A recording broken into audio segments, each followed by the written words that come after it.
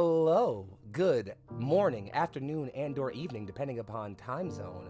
Ladies, gentlemen, and all those above and beyond that binary of the internet, welcome to Neon Lights Roleplay. More specifically, welcome to A Way Out, a one-shot powered by the end of the world.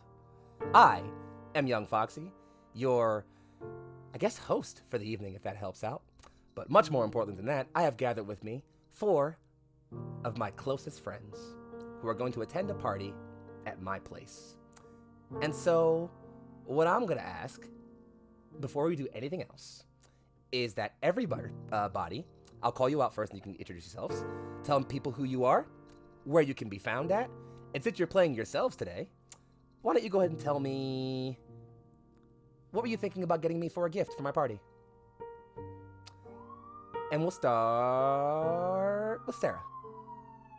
Hi, I'm Osarix Franco. You can find me on Twitch and Twitter at Osarix Franco. I do a bunch of TTRPG bullshit around the internet, and this is my very first time here on Neon Lights Roleplay. We're so happy I'm very to finally excited have you here. because it's even a party at Foxxie's house. Like, what an appropriate time to come hang out. As for what I would bring Foxxie, so this is a general rule that I prescribe to, that when you're giving like gifts, one of the best gifts you can ever give is a book.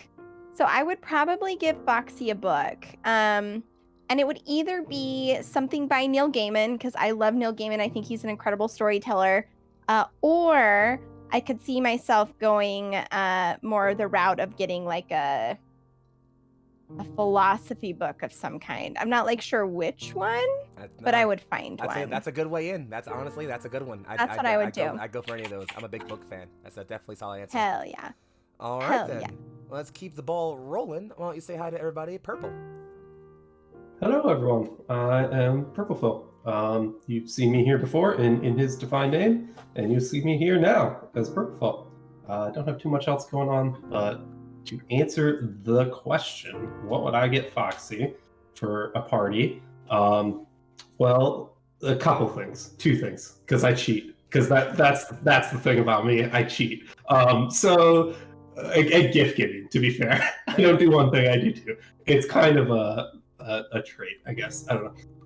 So first off, it's a housewarming party to some extent, or apartment warming, or whatever. So first thing, if you're moving into a new place, you need new kitchen knives. So I get you some nice, fancy kitchen knives, so you can cook all the delicious foods. Much appreciated. And cut them up very easily. That's number 1. Number 2 is I just get you like a bottle of wine, because I know you drink wine. So fancy bottle of wine is one of the best good housewarming gifts. Not like too fancy, but like medium price range. Listen, fam, we take wine out the box around here. I don't even listen. There's no complaints around here. We not bougie. You feel me? It's a celebratory one, so it's got to be like $20, right? That might be a little high, but like about $20-ish. That's what I'm gonna need either one or multiple of y'all to keep track of all the boosts you guys have got. I got it. What the fuck? Thank you, May. We were at 10, and then I think we just got 2 more. So cool. We're at like we'll figure it out. I don't even know how they work in the system. I'll figure it out. We'll figure it out. Nice to meet you, Purple. Those are both great gifts. I agree with both of those. Thank you very much. Chouse. Alrighty. Hello, I'm Chouse. I'll be playing as Chouse. So what I would get for Foxxie, those ears are looking real nice, but there's something missing. Something to kind of go with it. What's missing, Chouse? What's missing, Chouse? A maid dress, because All right, so everybody just go ahead and give let's take a moment for Chouse's last appearance on Neon Lights Roleplay. Everyone just go ahead and say goodbye to Chouse. Nice knowing you, bro. Nice knowing you, Chouse. We'll never see you ever again. Confirm, Chouse is dying first. Bye, see you later. Anywho.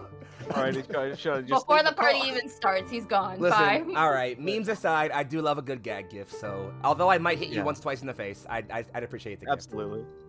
Although I do think there would be like a proper gift like wrapped inside like weed or something. That's fair. Because you're Foxxie. That's who I am. Yeah. So it's a gag gift on the outside.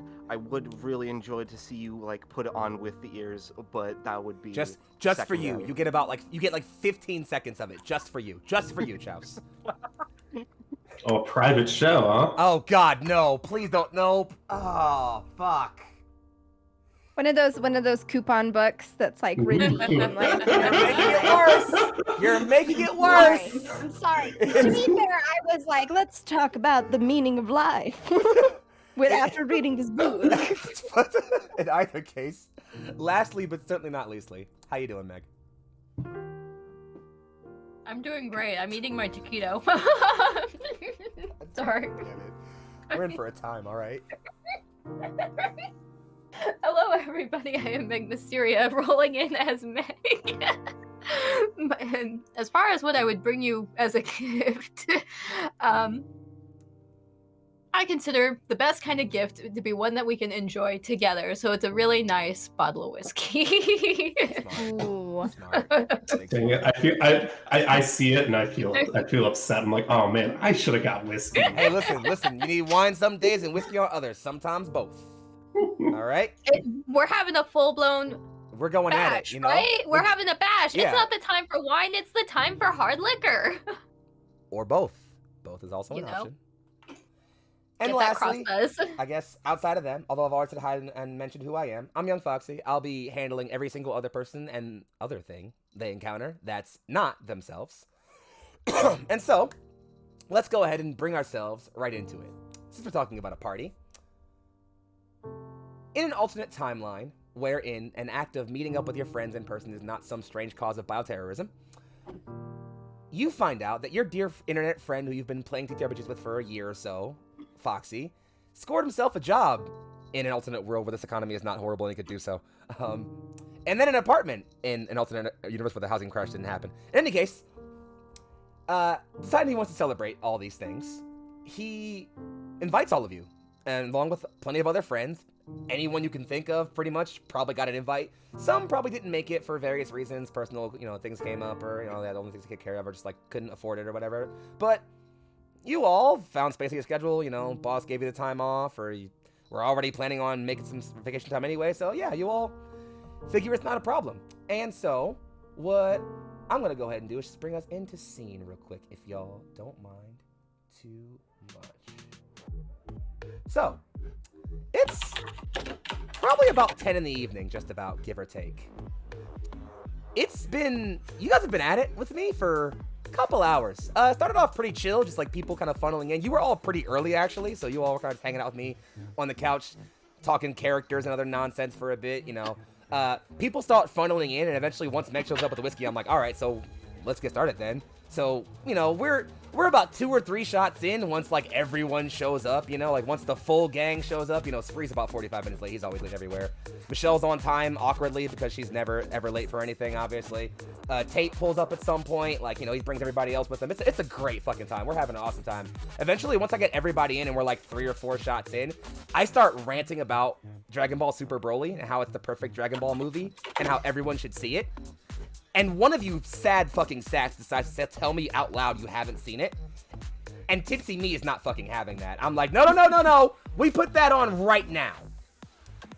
And so you've all been sitting watching a Dragon Ball Z movie. Andor getting pretty toasted, having a few drinks. There's a whole lot of stuff happening. Off in the corner, there's some games happening. The apartment isn't too well decorated. Your friend Foxxii isn't that good at decorating personally. He's kind of still getting used to that whole thing. But there's a few posters, some art here or there, a little bit of, just a bit of flair here. But you haven't seen Foxxii in a bit, in fact. It's been maybe, 20, 30 minutes, you'd say, since the last time you've run into him. And everyone else is still having a great fucking time, in fact. Anyone you can look for that you want to talk to is definitely around. You just can't seem to find Foxxii immediately. And so, anyone who wants to, and just take one of you at a time, tell me, 1, what you're doing right now, and 2, if you're trying to find Foxxii, how you do so. I'll go first. Go for it. If this is a party and I've been taking shots, I'm probably finding people and being like, listen, man, what does it mean to even be a person? Though? Yes! And we're all just doing our best. And if I get any indication that you're feeling like down, I'll like insist on holding your hand and looking into your eyes and saying, you have value and I value you because that's who I am at the party. I respect that. And at some point I would like feel like I would encounter someone who was like, no, like I'm great, that's fine. And I'd be like, no, where the fuck is Foxxii? I need backup. I need Foxxii. You gotta come tell him. You gotta tell him. All right, so you end up finding Michelle, actually, after you cruise through people for a bit. Hell yeah. You breathe through people for a bit. Michelle's kind of hanging out in one of the corners, sitting off to the side. She's been kind of babysitting a glass of whiskey this whole time. She's definitely finished at least one glass, but she's kind of hanging out on the second one for a bit. But you come over and start trying to give your spiel, and she's like, "Oh, Sarah, you're so sweet, but I'm fine." No, you're thank great, you." It's Michelle. like, You're crushing it at life, and you're existing, and that's hard. But Yeah. you're here, and it's great. And she throws it all back at you, just like, "No, but you're so great, and you're so nice, I'm like, and you're so "No." sweet." And eventually, after you both have fallen into each other enough, you're like, "Hey, okay, so where in the hell is Foxxii?" And Michelle's like, "I think I saw him over back that way. He did look kind of out of it, though. I'm not gonna lie." And you turn to the direction she's pointing, and yeah, so I'm actually over in the corner, kind of like off to where, like you mentioned, like my bedroom separates off to. I'm in front of Chouse and Spree. I am pulling. Every few seconds you see me kind of dip back into my room, and come back out with another one of my Gunpla models. And you can't really hear me, but you assume I'm giving a very detailed technical rundown of each machine as I bring it out. And Spree and Chouse are being forced to just sit there and listen to this. Like, you assume if any of them walk away, I'm gonna be very upset. And that's sort of where you find me. And before you walk over to me, Purple, where are you right now? I'm probably in a quiet corner talking with one or two people. I probably already had Sarah come by and already had that chat and just been like, yep, I think. Tell me about what you find life purpose in. Making the world better for everyone. Oh shit, that's too real. really I gotta good. go. Damn. I'm also probably nursing a whiskey, but I haven't yet been separated from my water, so I'm well paced because that's how I pace. It's not slowing down drinking; it's switching to water and drinking the alcohol still at the same pace. Responsible and respectable. Not mad about that. But I'm probably mostly just kind of sitting around, not really like directly engaging with people, but if people engage with me, I'll have good conversations and that kind of stuff. But mostly just being a wallflower as I do. Oh yeah, so I probably passed by you at some point, and you could tell by my voice, I'm pretty fucked. I'm like, I walk over, hand towards Purple, my man. You want to see my Gundams, dude? I'm gonna go show Chouse and Spree my Gundams. You want to come? That sounds great, but I was actually just having this really good conversation with Turk over here. Oh fuck! Let's go wrap that up, and then we'll see your Gundams. Oh fuck! I interrupted. That's my bad. Oh fuck! No, you're good. No interrupt, man. No interrupt. Yeah. You're good. And I'll just stumble my way off to the side. So yeah, you also know where I'm at. You look over and you save the Wing Zero for when I get over there. I got you because I have a Master Grade Wing Zero actually. So I'll save it for you. So yeah. I know you do. Of course you do. Why would you not? Oh, you're so sweet. So yeah, you look over and you notice I'm in the same spot over there with Chouse and Spree. She's getting them to my Gundam nerdiness. And I guess that leaves us with one last person, given that we know where Chouse is right now. Meg, where are you? Why do you keep asking me questions when I have food in my mouth? Because you poorly timed putting food in your mouth. Get good. Then I'm probably sitting in the corner just eating my fucking taquitos and drinking. I just want to sit and eat my goddamn dinner. Okay, fair enough. Yeah, fair enough. So you're hanging out, you're eating your taquitos, minding your own business, and yeah, eventually you just you're kind of like looking up and you notice Sarah going by you, sort of headed over to where you look over where she's headed, and you notice like, yeah, I'm over there, fucking around with Chouse and Spree, and Purple's kind of not too far from us, just kind of hanging out, watching us be idiots. Wait, you're doing what with us? Sorry. Stop it, Chouse. Behave. I am gonna look at Meg and say, "Where the hell did you get taquitos?" In the freezer. Don't tell Foxxii I told you. Hell yeah! And I'm a be raiding that freezer for some motherfucking taquitos. Just throw the dish in the dishwasher when you're done. He'll Hell never yeah! know. Oh yeah, girl. Do you want another one? It looks like okay, sick. Yeah, girl. Hell yeah. So remember I said guys were my friends, right? Remember I said that as like a big thing about these guys being my friends and everything? But anyway, besides that. So friends share taquitos with each other. Some. As you're scheming on my taquitos, you side rail. You bank a right actually, kind of like you pivot from Foxxii to like wait, but taquitos actually. And as you're doing that, you actually hear from the side, yo, wait, and it's me. I'm so sorry. They just look really good and smell really good, and I'm really, really hungry. What? Listen, that's not important. Oh. I don't know what you're talking about. I need a favor though. Cool. I need you. Is and it to get more specifically you. taquitos? It's. You need my taquitos? He looks down, sees taquitos. Meg! What? I can't drink on an empty stomach. She truth preaching. All right then. You need a favor, my guy. I got you. Okay. I got you. What's Here's up? the favor. What's and up? again, I'm swaying a bit. Just I need a favor, okay? Mhm. One, Okay. the paper cups are gone. I don't know what happened. I'm Cool. pretty sure I was talking to, because I know at one point I was talking to Cole and Turk about how life is about it's like a stack of cups. It all either all comes together or all falls apart. And I think at one point they were trying to visualize that metaphor, and then the second part of that metaphor happened, so we ran out of cups. So I need you, and three other capable adventurers, any of your choice. Pick from any of these capable people here to run around the corner to 7-Eleven, get some paper cups, a pack of backwoods, and honestly probably a box of taquitos too. If you can do that, that'd be really dope. Yeah, no, defo gonna get more taquitos because 2 pizzas. not enough. Oh, you want pizzas? Maybe Okay, make it let me 3. just. Well, no, time out. Let me add it. Listen, let me make a list. Okay, we got. Okay, yep. All right. Purple. That means you're coming. You get that right? Like if you're adding shit to the list, that means you gotta come. What?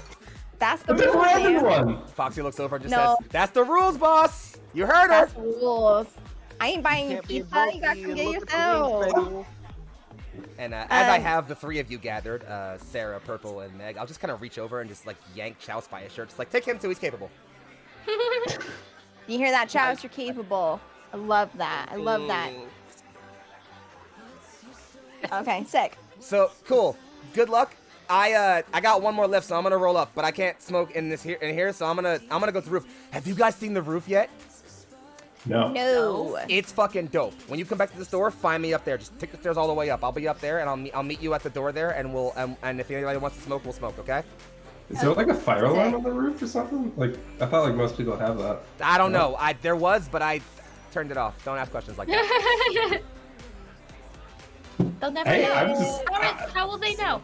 They'll Listen, never know. there's a lot of talking and not a lot of 7-Elevening happening. So, on to land. Put like a brick in there so the door's already open, so I have like plausible deniability or something. I got you, boss. Don't worry about it. Yeah, thanks. And I'll wheel around and go, someone got a brick! And I'll just start walking away. And yeah, the four of you are free to start making your way out, you know? The door to the apartment's not huge, so it's not hard to make your way to the door. You know, I didn't pack this place out too badly, so you can pretty easily make your way out. I'm on about like the 6th-ish floor of this like 9 or 10 floor building, so it's a simple little elevator ride straight down. And it's not long before you find yourselves out on the open streets of Center City, Philadelphia. It's roughly 10:20, maybe a little bit afterwards by now, so it's decently dark, but there's plenty of light in the larger city to sort of illuminate your way and give you plenty of situations of where you're going. You would have passed it either on your way in or at some point before the party we ran over there, but you would know if you just headed down about a block, you know, from where you are on 10th Street, head about a block down to Market, then you take a left there and go down about 2 more blocks, you end up right about a big 7-Eleven, which is the one I'm talking about. And so, yeah, you're open on the street, and if there's any conversation you want to have amongst yourselves as you're walking and things, you know, stuff, anything you want to do or look at, you know, whatever. Y'all have seen Pitch Perfect, right?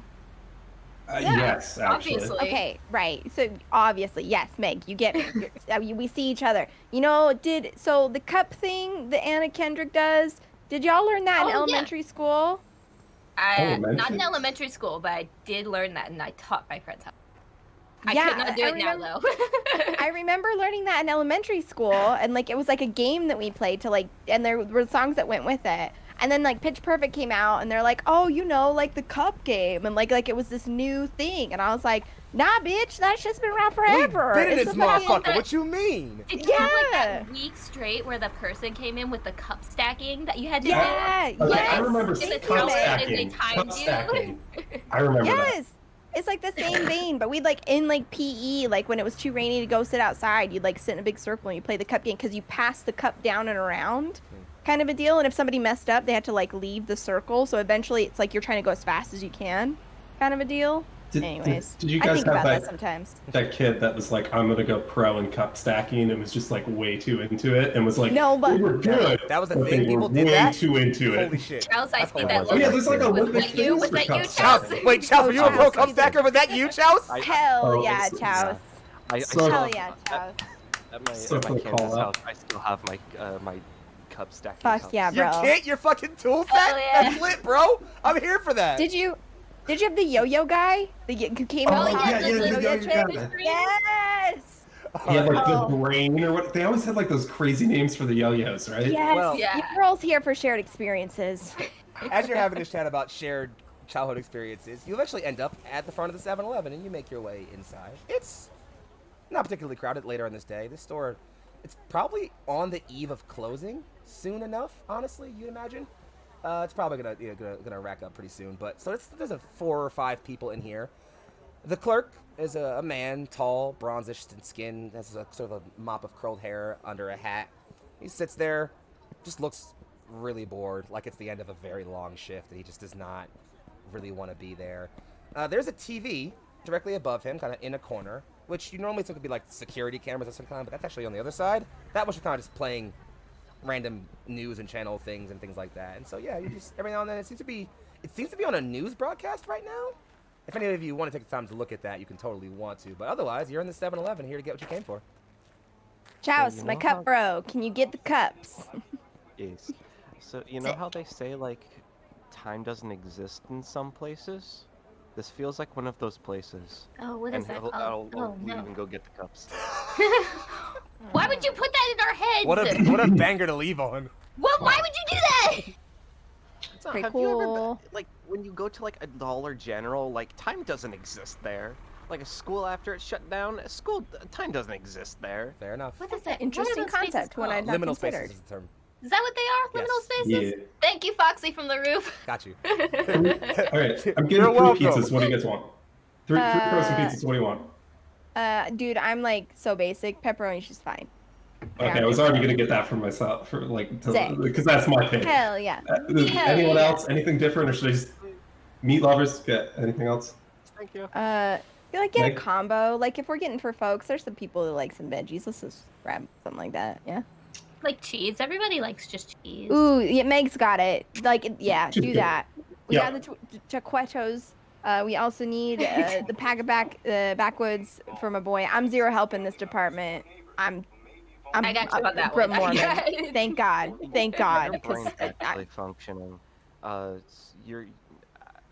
We're getting 3 pizzas to feed how many people?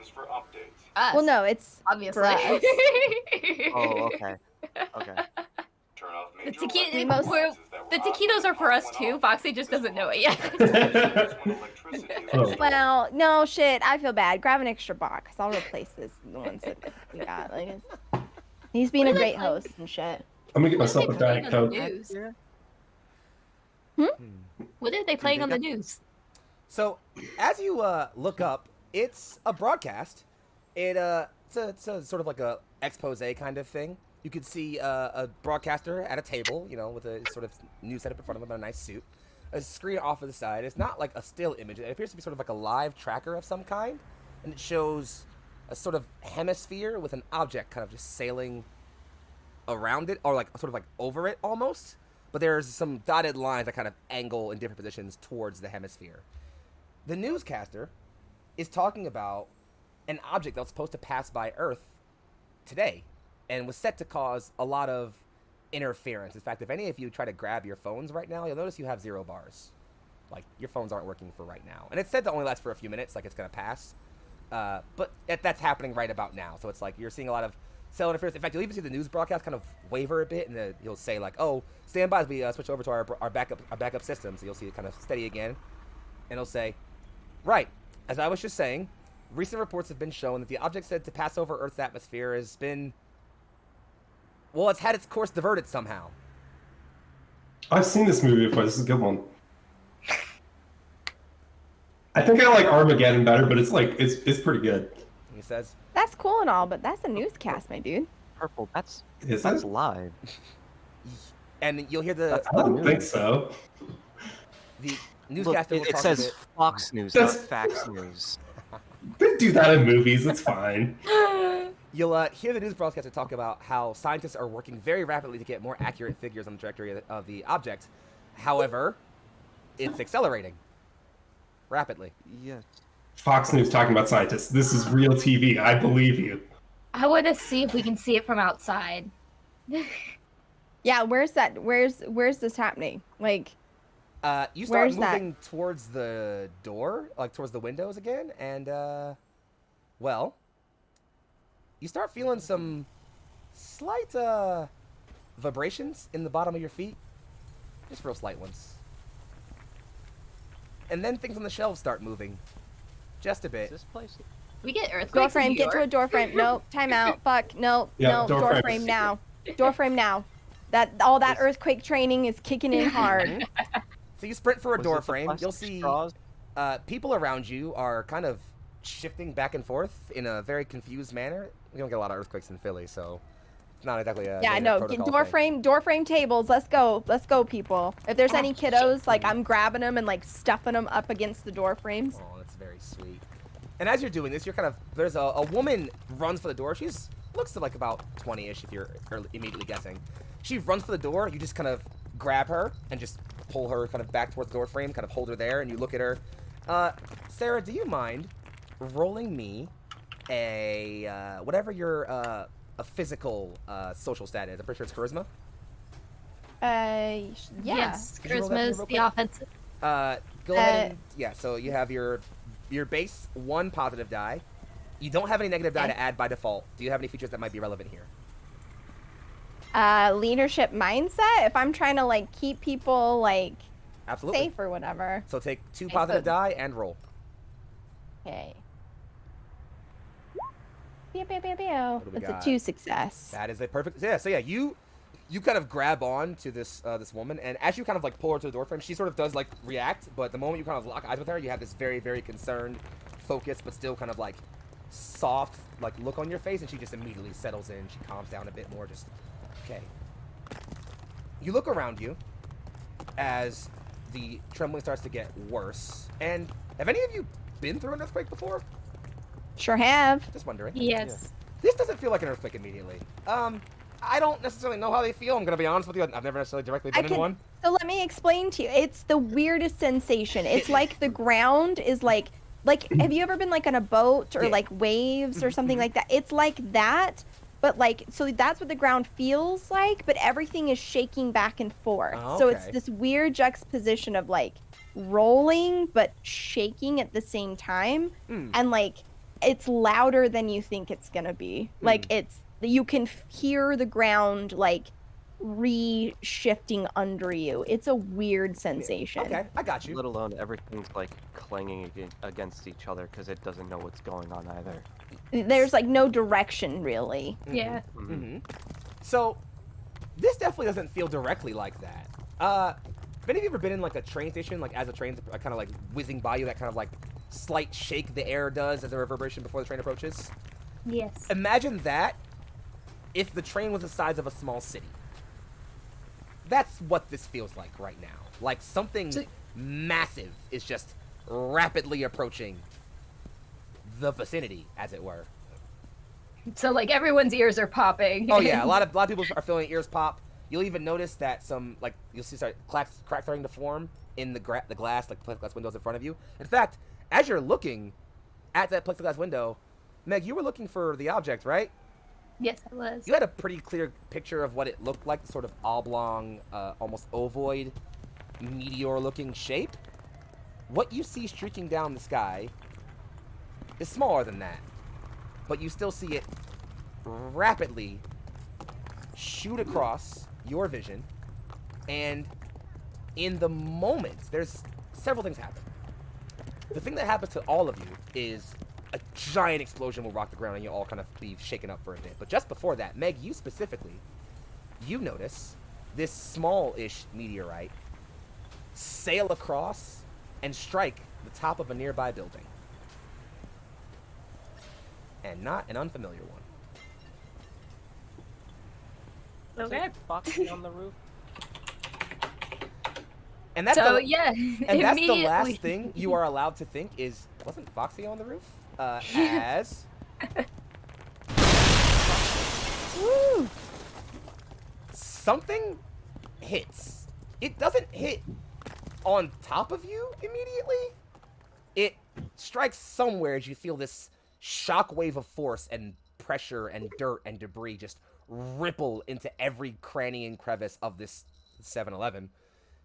And it gets almost awkwardly quiet, like that dull ear-ringing quiet. And eventually you find yourselves trying to resettle.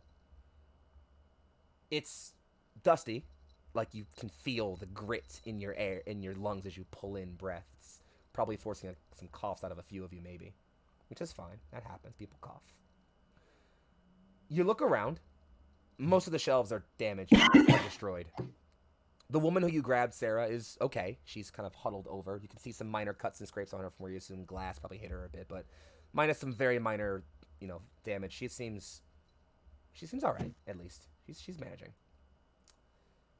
And so, as you're all looking around, the only person who's still standing, perfectly still, like they never doubled over or anything, is the store clerk. Sure. Just standing there, staring blankly into space. Does he look like he's in shock? Do you think you'd really be able to tell that by looking at someone? Does he look like this is a normal Tuesday night in Philly? No, not at all. Okay. I'd be able to tell. Yes. So, Awesome. I would say the rest of you would definitely know he seems out of it. Anyone who is like trained medically to detect like shock or like trauma shock, yeah. okay. Trying to put all the streams of thoughts together. Like, okay, so whatever the fuck that was, just hit Foxxie's building. Everyone here okay? I'm gonna talk to this guy. And yeah, you're all relatively fine, Purple. Again, maybe a small cut or scrape on your hand, nothing too serious. Nothing, almost like the kind of thing you wouldn't feel until you looked at it.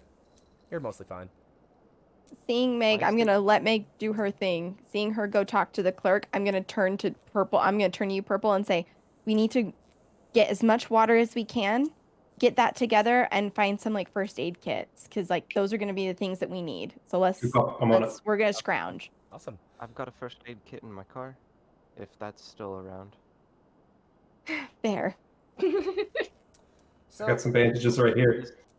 Yeah, it isn't much. It's just kind of like some simple basic supplies. But I mean, if we can't get any here, there is that. So, the three of you start to scatter around to look for things, and we'll get to what you find in just a moment. Meg, you walk into this clerk, and yeah, just true to form, he doesn't even shift his eyes in your direction as you approach. Like, there's no recognition of you even coming close to this guy. He's out of it. And walk over and probably get behind the counter, like walk around top of the counter or whatever. Mm-hmm.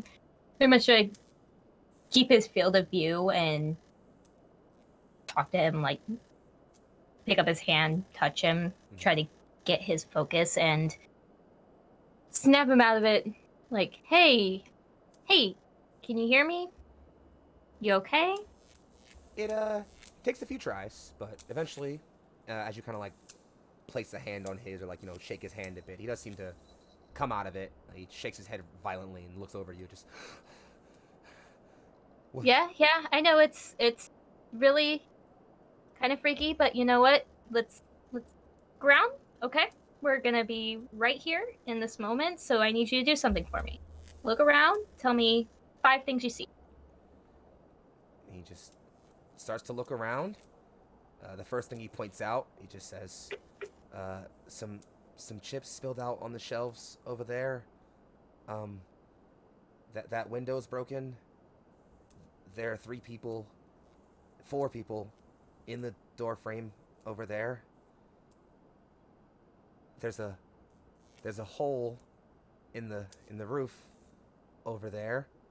You see his eyes shift down. He just cuts his eyes away really sharply. And I think there's a body over there. Okay, well, we'll address that in a sec, okay? Just keep with me. Come on. Eyes on me. Okay. 4 things you hear. He starts to list off things again. Meg, could you very quickly roll me an empathy check? Sure. So you have 1 positive die by default. If you have any relevant things that you think might be helpful, features or equipment that might be helpful for this roll, say so now. I have that fun therapy friend Therapy friend would help. That's +1. benefit. I've also probably wouldn't enact them at this point, but I do have like sensory toys that I usually keep in my bag. Yeah, we'll go ahead and say you can use those too. So take 3 positive die on this. Okay.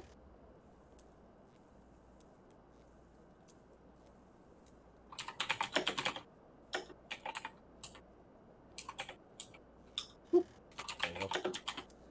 All right, that's 3 successes on your empathy roll. So yeah, you just start talking him through different sensory images and things like that. And I think by the time you get down to sort of 3 or 2, he kind of understands the point here and sort of starts to focus directly on you talking to him. And you see him shakily, at least, begin to breathe a bit deeper and seem a bit focused. He just, thank you. I think I'm gonna be okay. He just Good. Yeah. Okay, so let's go over here. Let's join everybody else, okay? All right. He does turn around. He reaches under the like a sort of a compartment under the register, and does pull out a big red bag that you're pretty certain is a med kit by the big white cross in the middle, and just says, "We might get some use out of this." Yeah. And he'll- Awesome. I'm glad that you found that. Let's go with everybody else. And I am the gaze that he ended up following when he said that he found the body. I didn't acknowledge it while talking to him, but once he turns and goes over to everybody else, I want to look at it for my. So, when you look over, true to form, sort of a nice, say like a section of the roof towards the corner is just brought in on itself. It's in.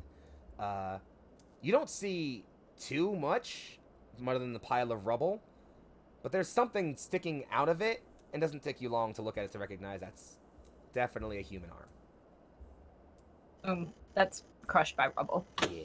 Correct. Who's that? Deep breath. Rejoin everybody else. Mm-hmm. Could you go ahead and take 1 social stress for me, Meg? Yeah. As you just saw a body. Yeah. The rest of you go spend a bit of time while Meg's checking in with our friend, the sort of the clerk. Start looking around. Sarah, you find just, again, there's a whole section of the freezer which was devoted to water. And there's like, there's everything from like those regular old twist top bottles, like the squeezy ones for like sport athletes. There's a whole bunch of those. There's even like a case or 2 at the bottom. And so I don't know if you have a bag with you right now. Yeah, I've got my little shoulder bag. yeah. I would like kind of understanding that things are a little like crushed. My goal would to be to like get as many of these water bottles out to like pass around this like small group that we could like take with us as we need to go. Oh yeah. So I'd be like using my little multi-tool to cut the plastic wrap and like start pulling them out and just even setting them on the floor next to me. I might call out to the girl that I like pulled under the door frame, like, hey, like if she seems like she's with it enough to like have her come help me Yeah. as we start getting water pulled out, because that's what people are gonna need. Yep, yeah. She walks over. Still looks a little shaken, but I think the idea of you can take like the idea of doing something right now is probably better than her just sitting still and thinking. So she follows you over and kind of helps you with pulling some out. Eventually, you get to the point where I'd say you easily get 2 water bottles for everyone, no question. Everyone's got 2 water bottles, as well as I'd say you can probably fit. And tell me if your bag's not big enough for this. Maybe 2 or 3 extra in your bag, probably just in case. I could probably fit. I'll say 2 because like if I've already got the 2, I'd probably also stop and be like, say, hey, this is fucking wild. We might die, and I have a thing about not dying, knowing who I'm sitting next to. So like, I'm Sarah. Thank you for your help. She just sort of smiles a bit, as if like that's a very awkward way to say it, and just says, "Samantha." Thanks, Sam. Sorry, Samantha. Thank you. We're gonna be okay. It's okay. You native or visiting? Visiting. I'm from the West Coast, so this is kind of a wild night. Town, huh? This is not what I expected. I was here for taquitos. Fair enough. Cool. You okay? Yeah, I'm all right. It's a lot happening, but yeah, I think I'm still trying to make sense of it all. And I think it's around this time that the others sort of start gathering around you all and noticing the water bottles, along with Meg and the store clerk, whose name you still don't know. So as we're walking, then I would ask him his name. Yeah, he looks over and tells you his name is Jason. Jason, that's my dad's name. My name is Meg. He says, it's my dad's name too, actually. I'm a junior. Your dad's name is Jason too? Yeah. So do people call you Junior, or is it just Jason? I get JJ sometimes. It really depends. So, Purple House, were you able to find anything? Yes, got water thank you for here. reminding me of that, Sarah. I totally forgot. So, Chouse, as you go digging around, Chouse, so are you looking for, Chouse, is there anything specific you're looking for specifically, or just looking around to see what you might find useful? I would be heavily disassociating from, like, everyone else and just looking. I would be going, like, into survival mode. First thing I would do is look for something that could be possibly used as a weapon. Like maybe a glass shard that's kind of long, or like one of those door handles, like on the side of the refrigerator door things. Like if one of those had fallen off, like pick that up.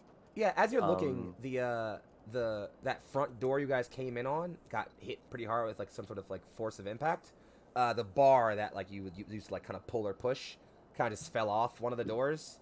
You pick it up and you swing it around. It's heavy, it's kind of unwieldy, but you're pretty certain if someone got too close, you could clock them with this pretty hard if you needed to. Cool. Is this one of those 7-Elevens that has like a glass case of pocket knives in it? No, actually, it's not. Hard to find those in Well, we're in the middle of New York, so I shouldn't be surprised about that one. Philly, wrong city. Oh, Philly, my bad. It's fair. But no, you all gather up. You assemble your water and such. Jason actually, sorry, Purple. Oh yeah, Purple, of course. Purple, you're sort of the last one. I know what I'm looking for. What are you looking for? Sarah had said getting med kits, so I'm going to look for. 7-Elevens usually have a little bit of a drugstore, so I'm going to get like. I'm gonna grab Tylenol, and I'm gonna think about it and realize people have been drinking and grab ibuprofen. I'm gonna see if there's any just like Band-Aids, like a box of Band-Aids, and then I'm gonna look for. I imagine I see it, and then I'm like, that's a good idea. And I'm gonna see like an emergency blanket, like the tinfoil ones, because they usually have this kind of roadside things, and be like, that's a good idea, because if power's out, people can be cold. Oh yeah, all that's there, no question. And as you're, so yeah, you find all of that. It's kind of like on like one of the, like the one shelf on like one side's like kind of like off-brand drugs, other side's kind of like random survival stuff. It's like the hats and the weird things. Stuff people never buy from 7-Eleven. Like the off-brand drugs, all that keychains. Yeah, the stuff people never go to 7-Eleven and buy. Like, oh, I need a hat right now. Let me go to 7-Eleven. Like no one fucking does that. In any case, so you assemble last Purple, and it's almost as you're walking up, you all hear a phone going off. Samantha scrambles and then says, "No way." She pulls up her phone and is like, I still have a bar. She flips it open, answers. You'll see her kind of scurry off to the side. it's hard to tell what she's saying because there's definitely a lot of still ambient noise. But you can see her kind of having to repeat herself several times and try to like put the phone close to her ear and cover another ear, and it's definitely hard to tell the conversation is hard. Awkwardly enough, Jason walks over to join her at some point. They start talking, and they have a quick back and forth, and eventually they both walk back over. As they walk back over, Jason kind of has his hand over her shoulders and just kind of just walks with them together. She kind of like has her arm on him as well, and they sit, and he just turns and says, "It was her mother. I don't think the news reports have gotten out what's going on here, but well, she had her worries, so she called." Awesome. Can we call like an emergency station or something? I mean, we should probably try to get out to the street, but if we can call an emergency service and let them know that we're here and there's stuff here that folks can use, that'd probably be, well, shit, never mind. The numbers are probably loaded. Yeah, that's my Yeah, guess too. EMS is probably slammed right now because everyone's trying to call them. It's not meant for wide scale things like this. That would be the National Guard, I stuff like that. don't want to imply that it's best for us to split or that you all haven't been incredibly kind, but well, we're actually cousins, and one of ours doesn't live too far outside of the city. It might be best if we head off our way and we let you all go your own, just so we don't burn each other down. Yeah, sick. We gotta go check in on some friends. Are you guys okay though? Like, do you feel confident that you'll be safe getting where you need to go? I think we'll feel more okay when we're safe. Okay. You guys are locals, right? Yeah, What's the best way out of town? He Good call. actually walks over back towards the counter. He rifles through some stuff and he pulls up what looks like a SEPTA pamphlet. SEPTA, for anyone who's not from Philly or nearby, is Philly's sort of transit network. What he shows you is sort of like looks like you can pretty easily tell it's a train line. This would be what's called the Market Frankfurt line. It runs sort of like from West Philly all the way out to Northeast Philly. It runs straight across. You'll see that the largest point in the middle is actually kind of like says like "you are here"-ish about. You can say it's like Center City, and then it kind of keeps going out east and then arcs up towards the northeast and heads out towards Northeast Philly. Jason says, "Well, not to sound nerdy, but I read this thing about how to survive a nuclear explosion if something ever happened. I don't think that's what happened here, but I guess it's comparable. Streets are probably clogged, and there's no way we're getting any hands on any police or ambulance or anything like that. They're probably clogged, like you said. But the Market Frankfurt line cuts right through the entire city. I don't know if the trains are still running, but if you can, either get on one or walk the tunnel, maybe." Okay, sick. I'm not about tunnel walking, but thanks for the suggestion. Well, See if you Yeah. if you didn't want to do that, my best bet would be either heading straight north up Broad Street right here. You look in like two streets. There's a very, very wide street separated by a kind of middle thing. It's like 4 or 6 lanes. It says you can take Broad Street straight north, and that'll eventually get you out of the city. Alternatively, you can just head west. That cuts you back into West Philly. You know, it's steeper territory and not a neighborhood that people like walking through all the time, but get you out of here at least. Perfect. Awesome. And listen, We'll be right back. in case we get bars or something, can I get one of your guys' phone numbers or something just so we can like, Make sure you're okay I when don't you get know. out. yeah. You've kicked your cable, Foxxii.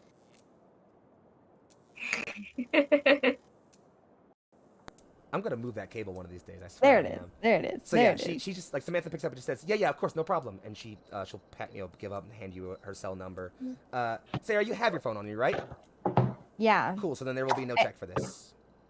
Awesome. I also have like a notebook that Cool. I carry with me Oh yeah. everywhere. So then, so either way, you would get this down without having to take a check for willpower or anything. You can get this down solidly, no problem, no issue. And so it's after this that you start making your way back onto the streets. You make your way out through the door, the large sort of damaged door. Would like to do something before we leave the 7-Eleven. Please go for it. Raid the cash register. Dude, what the fuck? Actually, there's one thing I want to do before he does that. Before the other people leave, Well, it's just, like, fuck. I'd like to ask the guy before he leaves. Is like I don't know how like things are like run like here or anywhere else, but like in where I'm from, people usually have a gun behind the register. You should take that with you. And he says, I don't know if you don't worry about it, but just like if you're leaving, take that with you. I don't know if you'll need it or not, but He I would take it that was you. he looks around and just says, "What am I worried for?" He walks over, does slide under the register and pull a small little pistol. He just says, "I shouldn't have this, technically speaking, but I'd rather keep myself safe, so." Thank you. I appreciate that you took that. Valid. Okay. He tucks it in his waistband, grabs Samantha, and the two of them head off. Chouse, you go Good luck, to my friend. Chouse, yeah, you go to rate the cash register. It's like it was damaged in the thing, so the shelf is not online, so you can pull it pretty easily.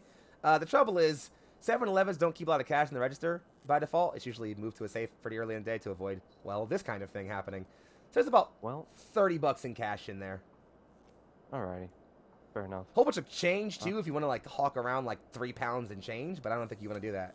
There's a coin shortage, man. Yeah, exactly. Come on. Here's the other thing. Maybe you do get some because I'm probably going to leave money for what I'm taking. Because that is what I would do. Just to be nice about it, just like here, it's okay. Just like, I'm. I like put it on the register. I'd give it to Jason before I put it in the register. enough. Fuck corporate. Oh, also, Chouse, the tobacco wall's right behind you. The register's right behind the register. Okay. Let's see. If I do remember correctly, I do think tobacco has some, and he'll kind of look towards like just dip cans, and he'll grab some of those because if I do remember correctly, those have the most minimal amount of tar in them. They have like the least amount of additives and stuff like that. Yes. So he will. I will grab like maybe 3 cans of that.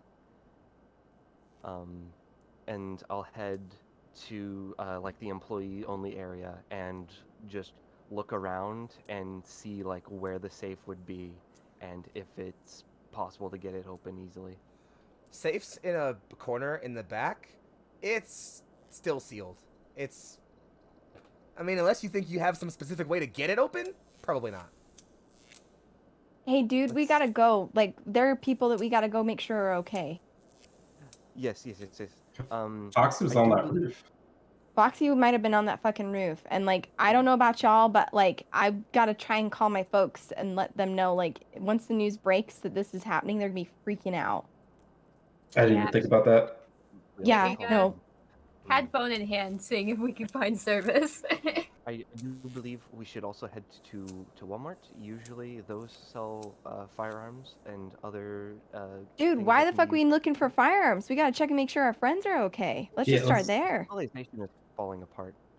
We don't know that. We don't know anything. We gotta make sure that folks are okay. We can barricade in there if we need to, but like, we're jumping to some mad conclusions, dog. Like, we don't know what the fuck just happened.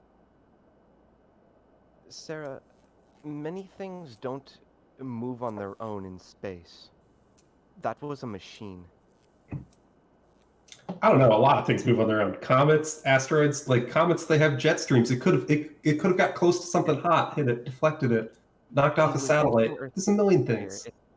If it was heating up, that would have been accounted for by the calculations that the scientists were doing. And if it was accelerating beyond their predictions, then it's something was propelling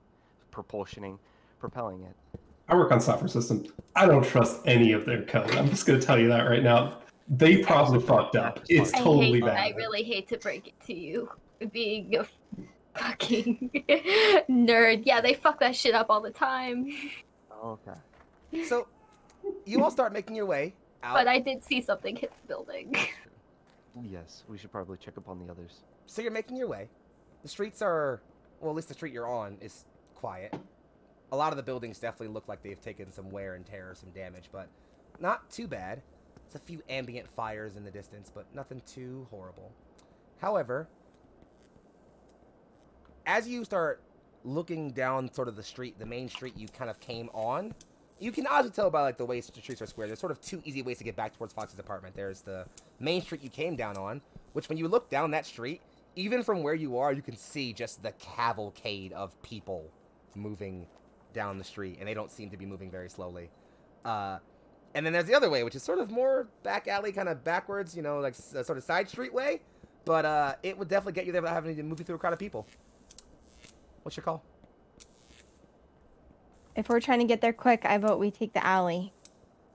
I agree. I mean, I can dart through this crowd pretty quick, but I'd be afraid to We may lose you also guys. lose each other I'm- because crowds. Yeah, I mean, I prefer getting away from people, but I'm pretty tall. I probably could find me through it. Yeah, I would get not all lost. of With my- us, So sure. Fair. Meg, if you hold my hand, I can probably cut us through, but like we're gonna have to be kind of dicks about it. I think we might actually get swept up because people are moving away from where we want to go. That's a good Fair. point. Fair. I'm cool to take the alley. We should just like move quick and stick together. Let's be decisive. Let's do it. Let's go through the alley. Let's go. Yeah. So, you move through some back streets, and the buildings here are decently high, easily 4 stories minimum, so it's a little bit hard to sort of see the skyline ahead of you. But your passage is mostly peaceful. You definitely hear things as you're walking. Mostly just the occasional scream or sound of someone shouting something or calling out someone's name or something else. Sirens start sounding eventually, making you pretty aware that, like, and you hear sirens pretty frequently at this point, so you're pretty certain that, like, everything that the city can offer right now is probably getting deployed for whatever the hell is happening at this moment. You also hear, hell, it's hard to explain what the sound is, but it's some kind of shrieking. It's occasional, it's rare, you catch it once or twice maybe, but you definitely hear it. But your passage isn't interrupted. No one sees you or stops you. You do see there is one guy hanging out by kind of like a dump, sitting there, just kind of like sitting, huddled up. He doesn't look scared or concerned. He's kind of just like sitting there, like he doesn't really care at all. Hey man, you good? You okay? He doesn't answer. I take a water bottle out and like go over to him and be like, hey, are you okay? Takes the water bottle, says, "Another day, right?" Yeah, man, I guess. I think this is a little Same more than shit, just another different day. Same shit, I guess- different day. I haven't been in Philly that long, but I feel like it's not this bad. You know what? Hey man, you get where I'm at? You die a little more every day. This just a bit more dramatic. Okay, What thing, I do you- guess. listen, man, we're gonna go and try and find some homies. Like, do you want to come with us? Like, are you good here? I'm good. Okay, sick. I hope both of our days get better, dude. Welcome to people from Philly, by the way. Anyway. Fayetteville. Welcome to we're moving- Phillyites. As we're moving, if we hear that screeching or whatever it is again, I'm gonna just be like, you guys hearing that noise? It's like, it's a cicada ear, right? But that doesn't sound like cicadas. Yes. Does it sound like mechanical or No, like? it echoey just sounds kinda? like a shriek of some kind. Not like a person shriek though, just a shriek. Is it like electrical wire? Nah. Hmm. It's definitely not that. Listen. I'm gonna be real fucking honest with y'all. Like, if this is a meteor from space, it has aliens on it, and that's fucking aliens, I'm not gonna be okay. So we just need to get into a building. We gotta find our homies, and we're gonna just bunker down with our taquitos and try to like stay safe, cause like, or try to get out of the city. But we just gotta move. I don't know what that is. If it's So- aliens, ain't no one left back in that. Like, So not to like be harsh. as you have this conversation while you're walking, morbidly, unfortunately, and eventually you do kind of come out of an alleyway to the side of the apartment building. You come around to the front. You start hearing a loud siren out front, and you realize there's an ambulance out front of the building. It's open. There's a sort of group of people. You wager there are people who probably lived in this apartment building. And as you're walking up, you can see groups of your friends, like groups of people you know who were at the party. Some of them you definitely imagine have already just dipped off. They've gone and found their own ways to get places. But some are still here around that ambulance. In fact, it looks like most of them are being loaded up into it almost. It's not like they're kind of helping like people who are injured. Like there's already an injured person in the ambulance, but they're kind of just pulling other people in like, all right, let's move it. And So it's more like an evacuation. yeah, and right as you guys kind of get there's an ambulance there. He just says, he looks at the four of you and just says, I only got one spot. No, we're good. We're good. Take someone else. Like one spot is like, do you have somebody in there, or are you just bailing? I have one more spot. I can fit one more person. Shit. That's not gonna do me any good. I'd turn to the group of friends and like communicate. Like, We can walk. None of us got hurt. Anyone else? Any of the other people that were in our, not us four, but then like the group, like any of them looking hurt that aren't in the ambulance already? No, honestly, most of the people who you know are definitely. It's kind of hard to see in the amidst the crowd, but you could definitely see a few of them in the ambulance getting loaded up. So you're wagering most of them are probably okay. I would say whoever I know is like a mother or father, I'm getting them in there. Yeah, you definitely Get home to their kid. Yeah, there's a couple like other people in, and there's like an older-ish woman who you see and just immediately usher her forth and tell her to get on. The ambulance driver just looks back at the crowd of like, there's about you four and about 6 or so other people. He just looks and just says, "I'm sorry." Go, man. All right, just you all be careful. All right. Yeah. Will do. You said some of the people that were from the Where are party. you headed? Were they on the ambulance? Yeah, a few of the people, but they're not injured. They're okay. They're on their way out. Like you see a few Gotcha. friends. And he just says, "I'm headed due west ahead and make my way out of the city. If you all are trying to make your way out, your options are the tunnels, 1, or 2.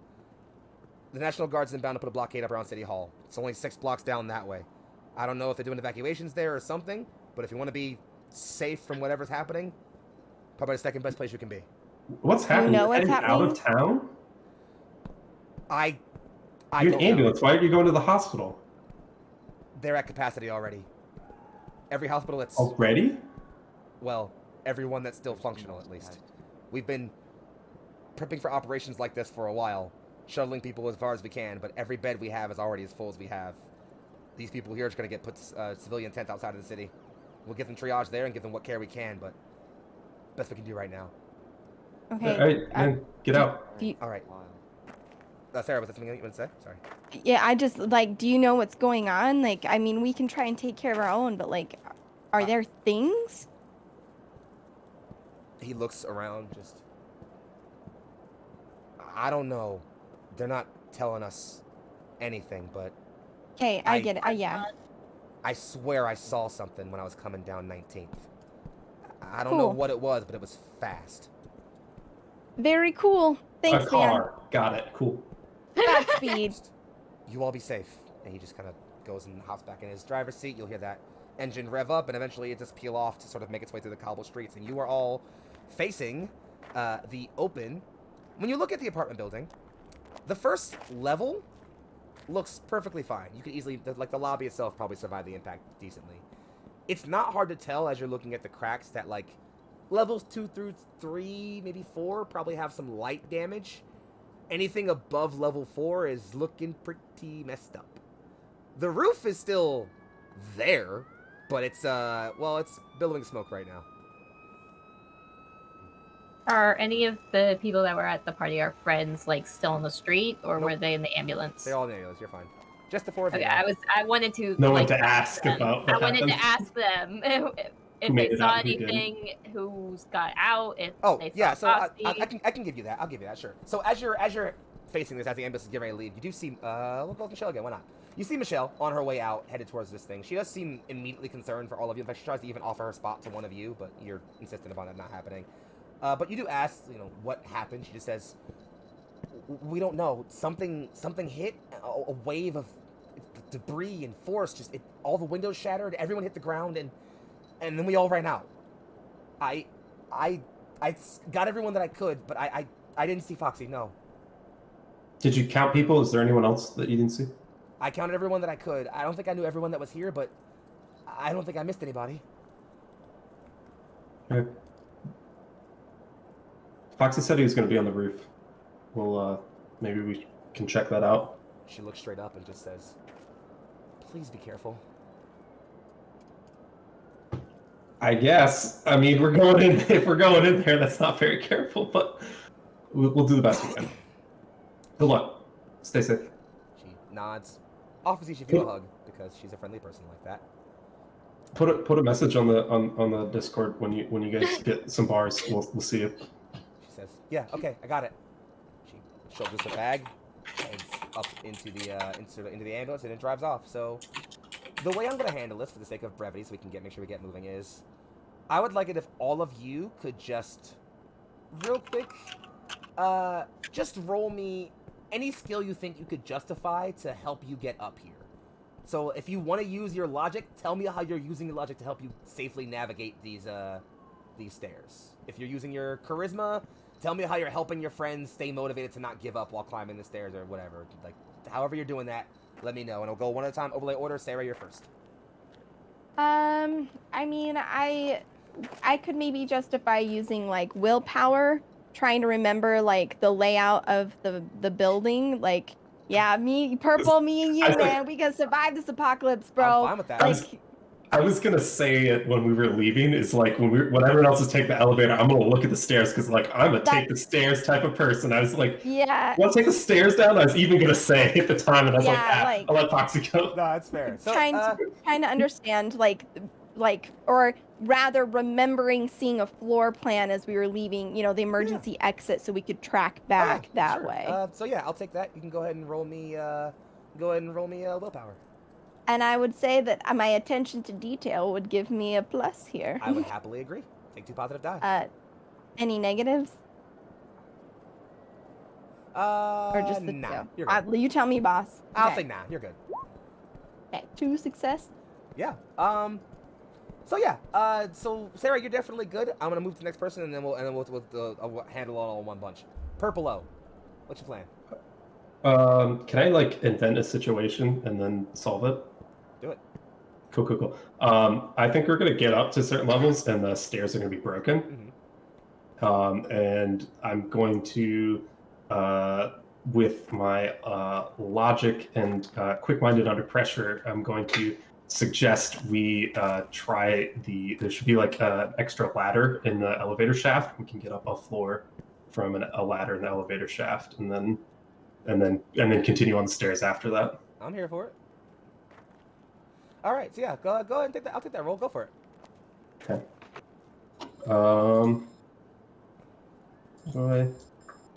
And then, yeah, I'm using quick-minded under pressure, so that should be 2 dice. Yay, 2 successes. It's a thing I'm good at. Nice. All right, so yeah, you're good too, Purple. Let's go with Shouts next. I would be calling my mom if I have a bar, telling her that I'm okay. I'm with some friends, and stuff like that. Giving her an update on my situation, because I do know she worries about me a lot. Shouts, why don't you go ahead and roll me a d10 real quick? Just a flat d10. No need to be a special roll. Alright. Just a flat d10. You can use dice roll or your own dice. Doesn't matter. Let me know what you get. Okay.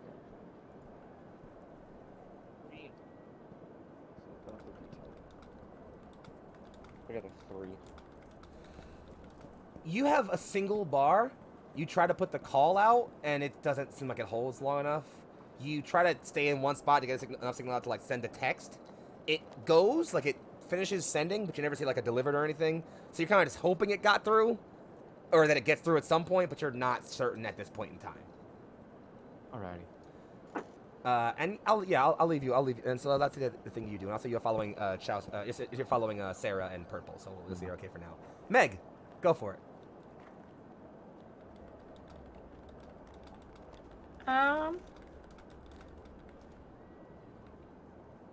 Let's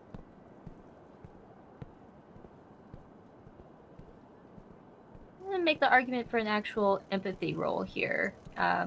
Inciting therapy friend again, with Chaos trying to collect himself and get in touch with his mom and not really getting much of a signal, and just reassuring like that we're gonna find somewhere with a signal at some point.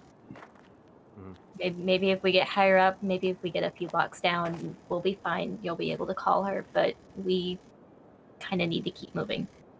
Yes. I know for sure that, well, we're fine at the moment, and I also know for sure that she would be fine. She's pretty strong, and she's got a baseball bat with a saw blade in it, but that's beside the point. I have questions, but you know what? The more power.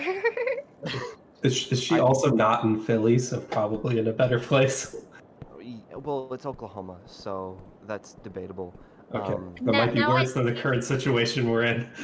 Now I Yeah. really see why you were really talking about putting that flamethrower together. I see where that comes from now. Yeah. Foxxii, you kicked your cable. I can hear the goddamn it from Constantly. here. All right, I'm back. Wait, Did I fix it? I think I fixed it. Okay. All right, so then we'll do it this way. Chouse, you tell me. Does Meg need to roll empathy for this, for trying to keep you cool right now, or is she cool? She's cool. Okay, cool. So yeah, Yeah. Meg, you definitely notice like you and Chouse seem like you can kind of get a sense like you two are kind of keep each other level, and that does make your travel much more calm and decent and passable. You guys handle levels 1 through 3 with no problem. The stairs are out at some point. At level 3, the stairs go out. But Purple, you and Sarah, you both kind of consult and are like, wait, there's an emergency staircase that kind of runs outside. We can follow that. And all you have to do is kind of get up one more floor. So you kind of you spend some time kind of moving around, and eventually you kind of find an open apartment that's been abandoned. As you open it, it's like there's like a balcony sort of there, and then you can see like the sort of rim of that fire escape. You can pretty solidly jump up to get up to that level. So you do that, and it's not a problem. You know, if any of you can't make jump on your own, you know, someone else helps you out. Teamwork is a dream work here. It's all fine.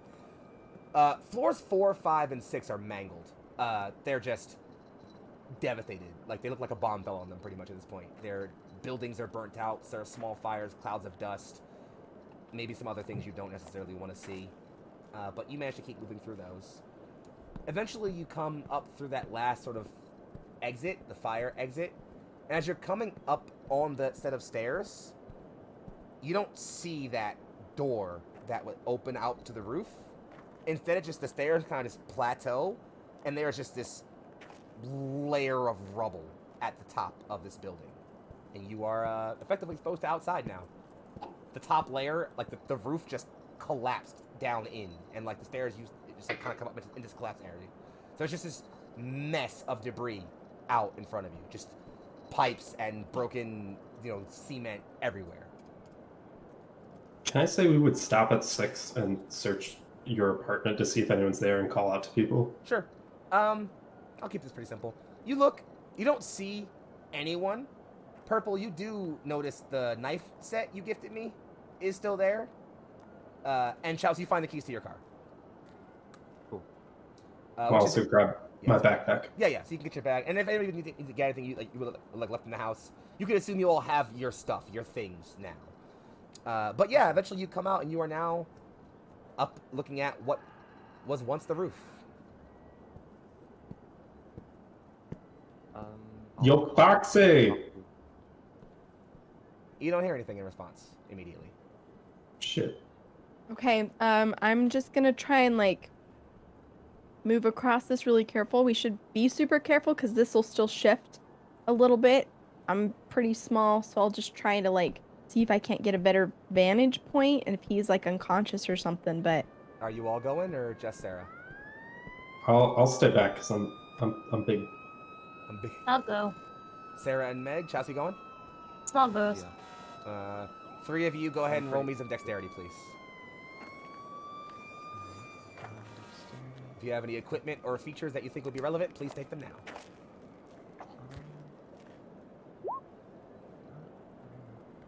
Make sure to test your weight before you step down. yeah, Well, successful, I don't know Sarah. if I can offer help with that or not. Get how Roll20 like to do its things, and I can't see like what you guys typed to roll. You know, type. No, use a sheet. Oh. Use a sheet. It's just on the Use a sheet. sheet. Use a sheet. Yeah. You can just So like, you do here, like, set those numbers at the top. characteristics. Yeah. Characteristics, you just select whatever one it is, and then you add a positive or a negative die if you need to, and just hit roll. Yep. Oh, Ta-da! So what do we got? So that's all 3 of you, or that's Sarah, that's Chouse, and oh, cool, everyone passed. So you all start moving out. Sarah, you take the lead, I assume. It's the first few steps. You're solid, no problem. Like it's a solid step here. There's one point where there's a bit of a drop, and you kind of think like I have to kind of like drop myself down a bit. You kind of slowly lower yourself down and drop the last few inches. as you drop down, there's a slight shift, a little bit of a shift, but you catch yourself pretty solidly before you go tumbling over or anything shatters. And outside of that, it's pretty straightforward. You come up and over the crest of this pile of rubble, down towards the other side where there's like a corner of what was probably like the last sort of floor or like this sort of like roof shack of this place remained. And there's a small pile of rubble there. There's also, in front of that pile of rubble, a humanoid-looking figure. A little hard to see right now given the awkward the way the light shifts, but there's definitely a human person over there in that corner. I'd start calling out. Yeah, Mhm. like Foxxii, and I'd turn back to whoever's behind me and say, I think he's Fox, there, but if you die before I'm able to give you this gift, I will not forgive you. After about the third call, you do hear a, yeah, it's me. hey, don't move, man. Don't move. Just hang in there, bud. We're coming. How you feeling? You don't get a response to that immediately. You all come over, and eventually you move sort of under the shade of this corner of roof. And it's dark. It's hard to see. Anybody got their phone on them? Yeah. Cool. Turn your flashlight on so you can get a solid beam of light. There's a pile of rubble, and laid out kind of in front and over top of it is Foxxii. You can recognize him from the face immediately. There's a bruise or two. One of his eyes looks pretty black. He has some blood leaking from the corner right here. But as you're kind of panning down the width of his body, you get to about a little bit below midriff. There is a large metal pipe you can see jabbing straight through his torso. He just looks up, You bring my backwoods? I didn't Fucking get hell, any dude. I didn't get any Blackwoods, but I've got a cigarette. Here you go. He takes it, and it's just like... You'll see him very, very weakly raise his hand and take it. I quit cigs a couple years back. I probably Well, shouldn't. I've got a CBD pen too. You want that? I'll pass. It's good. Anyway, why are you all still here? We had to come back to me, man. He looks down at his own torso, well, that was dumb. Can I look at this pipe? Like, I understand, like, is it affixed to concrete? Like, you are stuck to this thing. There's no getting you off this ride. It's hard to tell at first glance because I'm over top of whatever thing is sticking out of me. If you want to give me a shuffle, you can. No, would not move. Would Then- not move unless I determined Yeah. that, Then like, that it's- was the best course of action. Then it's too hard to tell right now, honestly. I'll reach into my duffel bag that I would keep, that I've kept a lot of my other stuff with, and I'll pull out a box, and I'll kind of like a box with like some ribbons and stuff, and I'll just tear it open, and I'll pull out the maid dress, and out will tumble a full-on like brick of weed. Of course. And it'll just like thunk, thunk, thunk, thunk, and just like fall down. And and I'll say, I was thinking you were gonna wear this, but it's not ideal. And he'll like wrap it kind of like around to like try and keep as much blood in you as possible, like kind of like fashion it like a tourniquet. Are you trying to get it around the wound? It kind of just like keep blood in you inside your body, because that's where it's supposed to be. Why don't you give me whatever skill or check you think would be appropriate to do that? I think that would be logic. Logic makes sense to me. So I've got, and I've also got MacGyver. That's true. I'll take that. So would that be? Yeah, that takes another positive two die. So dice? it's 2 positive die. And Charles, why don't you go ahead and tell me, how much medical knowledge do you have? I've gotten scraped up a fair bit, and I cover my wounds pretty regularly. So here's very how clumsy I'll person. explain this. So here's what happens. Chouse, you got a good set. You're feeling comfortable about this. You're resolved in yourself. You get your nice like tear in the maid dress. You tear off one of the arms, and as you tear it off, you'll hear me weakly just go, "Shame, that was cute." Well, the idea was for you to wear it. Well, you're gonna wear it another way. You spread it out. Unfortunately. You start kind of trying to wrap around. As you go to wrap around, you recognize I have to lift him now. And so you get under me, and you shift just a bit. And I don't think any of you've ever heard me scream in pain. It's not a pleasant sound at all. And at this point, you lower it, and you get a really good look at that wound, because you're now the closest person to it. Doesn't look good. Probably a bit beyond what you can do right now. Yeah. Fox looks up and just says, or down at you and just says, "Give it to me straight, Doc. Am I gonna live to see 50? Depends. Years, hours, minutes, or seconds. Oh, fuck. Well, I appreciate the humor, at least. Fuck. Yeah, it's. I don't even think if you were at a hospital right now, they would be able to do much. The honesty's appreciated, I guess. Fuck. So, how do we do this? Do I just say goodbye? Give you one of those farewell speeches or something? You know, like the movies? No, dude, what the fuck? What's the game plan? Chouse, you tried calling your mom earlier. Do we have signal? Can we, like, get a copter in here or something? Like, I recognize that shit's fucked, but, like, if we can get something in, and I would call back to Purple and say, like, "Hey, man, we found him. Is he all right? Fucked up real bad." No, he's fucked up real bad. Real bad. Still cute, though. Just That's an improvement. Uh, Dead and- Okay, if you could find the cat ears, could you throw them over? Okay, I hate you so much. Can we I move would- him? Nah, dude, he's got a pipe right through his center mass. It's bad. If we move him, well, I mean, we could maybe move him, but he's gonna bleed out unless we've got something. This is beyond my fucking. I got a blanket. I don't know that that's gonna help that much. No, and No, it wouldn't even the be trip down alone's gonna, like, we wouldn't get him past the 4th floor. I got an And idea. I'd look at you, Foxxii, and I'd say, "I'm so sorry. This sucks. No one should have to hear this kind of shit." Hey. You got an idea, Purple? Yeah. I have I have my work backpack with me. I have a laptop and I have a what is it called? A hotspot, a mobile hotspot thing. Are you trying to get signal to call someone?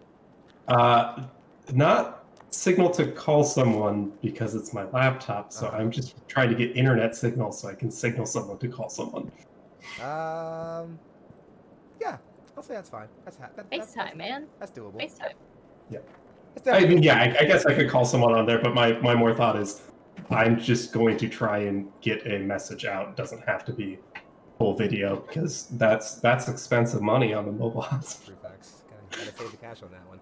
But yeah, Text message is fine. I'm just sitting next to you, this hand wrapped tight around yours, aw, that's sweet. and running through everything I possibly can to, like, keep you calm and just engaged, but trying to limit you actually talking, because talking will really fuck up, So I need like, a Meg, central energy. I need Meg to roll charisma. I need Purple to roll me a d10. Okay. That's not in the game. It actually is a part of the game to roll a d10. Occasionally. Oh, it is. It's very Isn't rare, it? but it does happen sometimes. No! Uh-oh. Remember, we got like a bunch of +2s and Yeah, stuff. that's true. I gotta How are we factoring that? Because it's a roll. I really hadn't figured that out at all. I'm gonna assume we just take it as like +2 to the skill, I guess. I really haven't figured that out. Well, it's plus or -2, right? Yeah, exactly. So you -2. That's true. Yeah, you could make it -2 to like your roll or whatever. Yeah. Negative. Yeah, because it's a roll under system. Yeah, so you can do -2 to your roll if you want. Sure. So purple with a 6, you have enough signal that you can definitely get out probably like some form of like text-based message to someone, and you're certain it will go through. If you try to get someone through something more than that, like a call or video, you could try it, but you're not certain it would go through. Okay. Yeah, I'm gonna get a message out to someone I know did not make it and would be online at this time. Let's see. Who's home? Who didn't come to my party?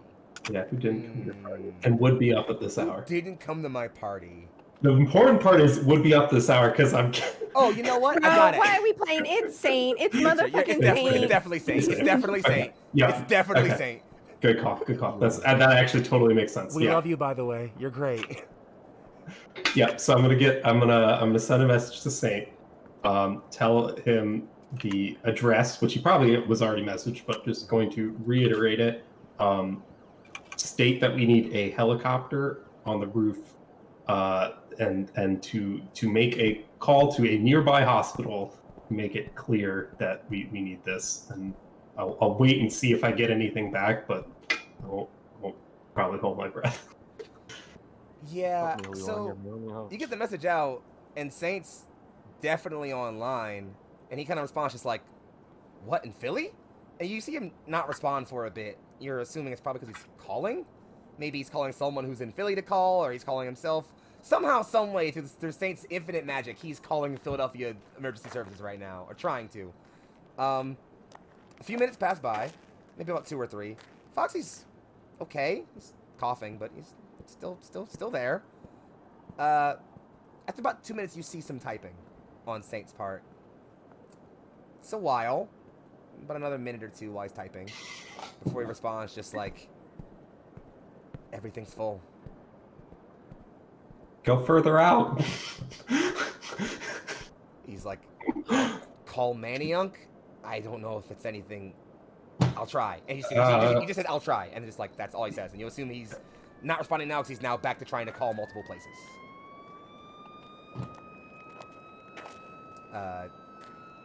Foxxie's kind of sitting there. Sorry, go ahead. Please, go ahead, please. Oh, I'll probably call out. Saint's looking for stuff. He's got you, Foxxie. Fox is like, "Well, if Saint's got it, I'm only mostly dead, right?" Something like that. GM, keeper, Friend, master of the game and ceremonies. person who does the same things. Yeah, seeing that Meg's kind of got the like emotional, like hand-holdy stuff on lock, and Chalice is kind of figuring out maneuvering. I want to take a look out from where we are. We've got a vantage point of the city. I want to try and look and see, like, am I seeing fires? Am I seeing like things jumping roofs? Am I like what am I observing as I look around? And I would probably be trying to find a more direct route down. Of course. Now that we're up top. Yeah. So you peek on over the edge of the roof, and it's not hard for you to see, as this is kind of on the corner of 10th Street, so you can look out and see Broad Street, that street you avoided on the main. It is, again, still just flooded full of people, but you can see them all headed inward towards the city, towards what you can imagine is the building that you assume is City Hall, by the building that kind of ends in the middle of Broad Street. You can already see sirens kind of flaring around there. You're assuming, as mentioned by the ambulance guy, probably the blockade you're looking at. You're looking around more. There's also, just behind perpendicular to that, is Market Street, where you know is probably where that train is you were talking about. Market Street isn't as full. It also runs down towards City Hall, eventually ends there. Going the other way, away from City Hall, it's mostly barren. There aren't too many people there. But what you can see is there is a large mall. It's about a block away from where you are. It's a large mall. You can tell it's a mall because you would know it's a mall before it got all fucked up. But speaking of fucked up, there's a huge hole just blasted in a front side of it. And you can see escalators that go down to a basement sublevel and then kind of go following Market Street down that way. Foxxii sees you looking, Sarah, and tries his best to lift his head. Doesn't move his whole body, just his head enough. He just says, "That's the gallery. 11th Street Station's on the inside of it. If you go straight down that way and then walk in, you can probably just walk the tracks to get the hell out of here." He'll sigh once and just say, "And you should probably all get going soon, right?"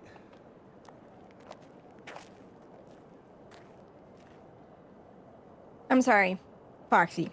Are you suggesting to me now, currently, that I just leave you to die alone on a roof in the middle of a seemingly, like, celestial catastrophic event? Bingo. Flick him on the forehead. Like, that's stupid. No. I'm suggesting you all get out of here and not die in whatever the hell is happening here. Looks down at chest, looks up, small chuckle. I think I'm mincemeat, dudes. Even so, you Purple? are still no, and we will Purple, be you here got with anything? or not. No, See? sorry. It's not in the cards. Chaz, you were trying to say something?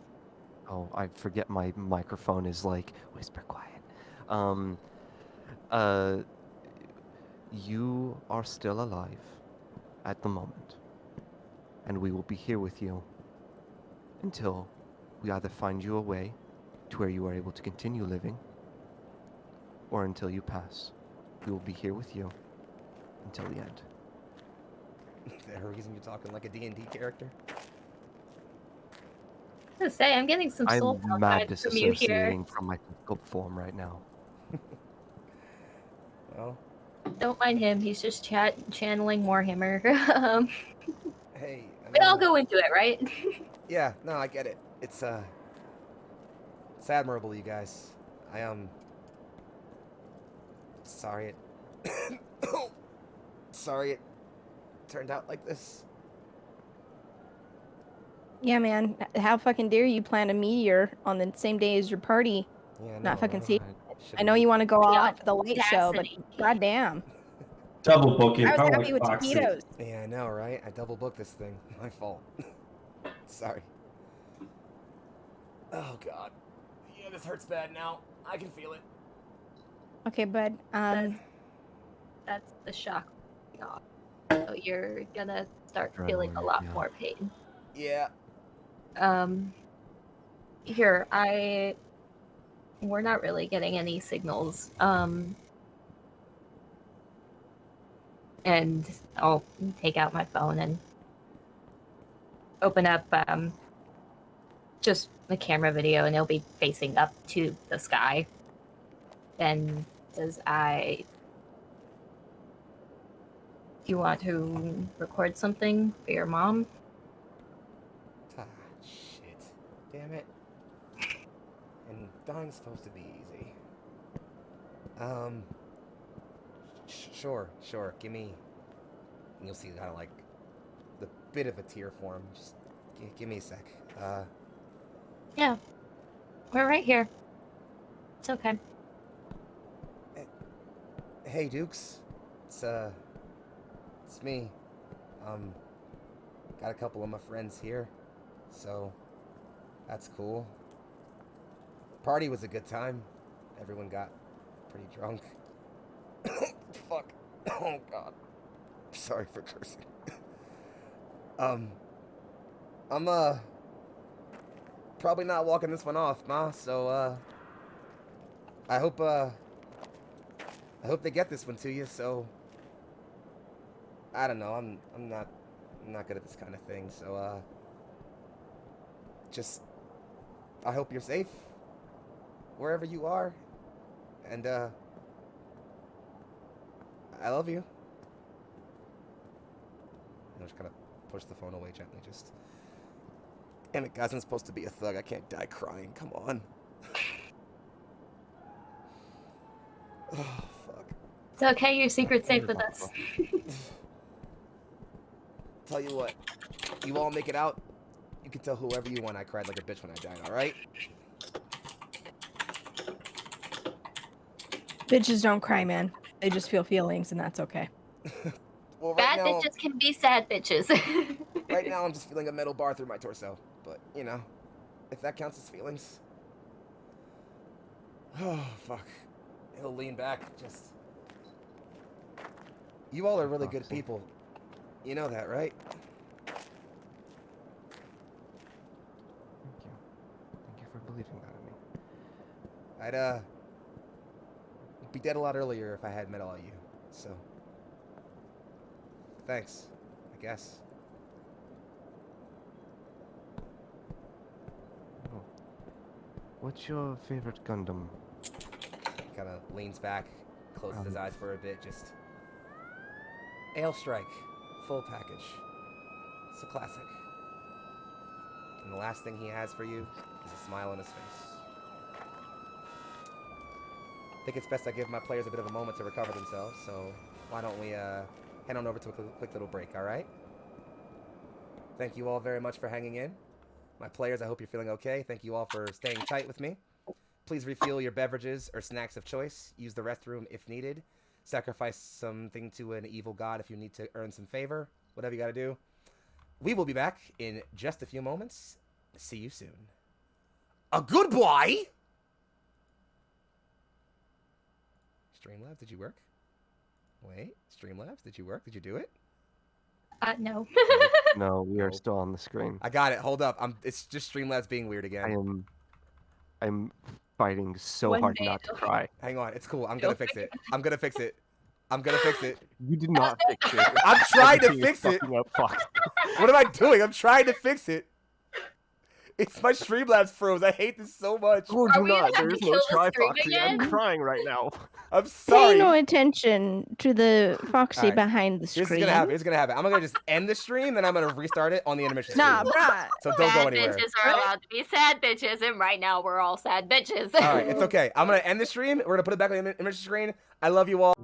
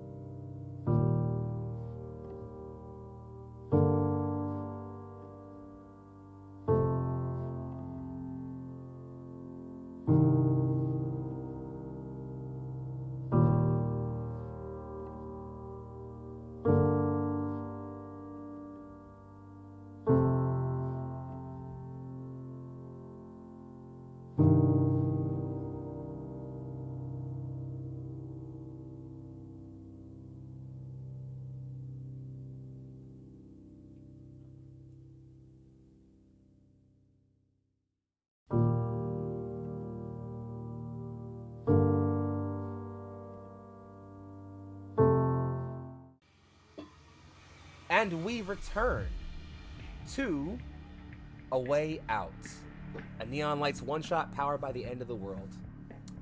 We enter into Act 2 with our players on top of the rubbled roof of Foxxie's apartment. They escaped the worst of the explosion by being at a 7-Eleven. However, it was not a casualty-less incident.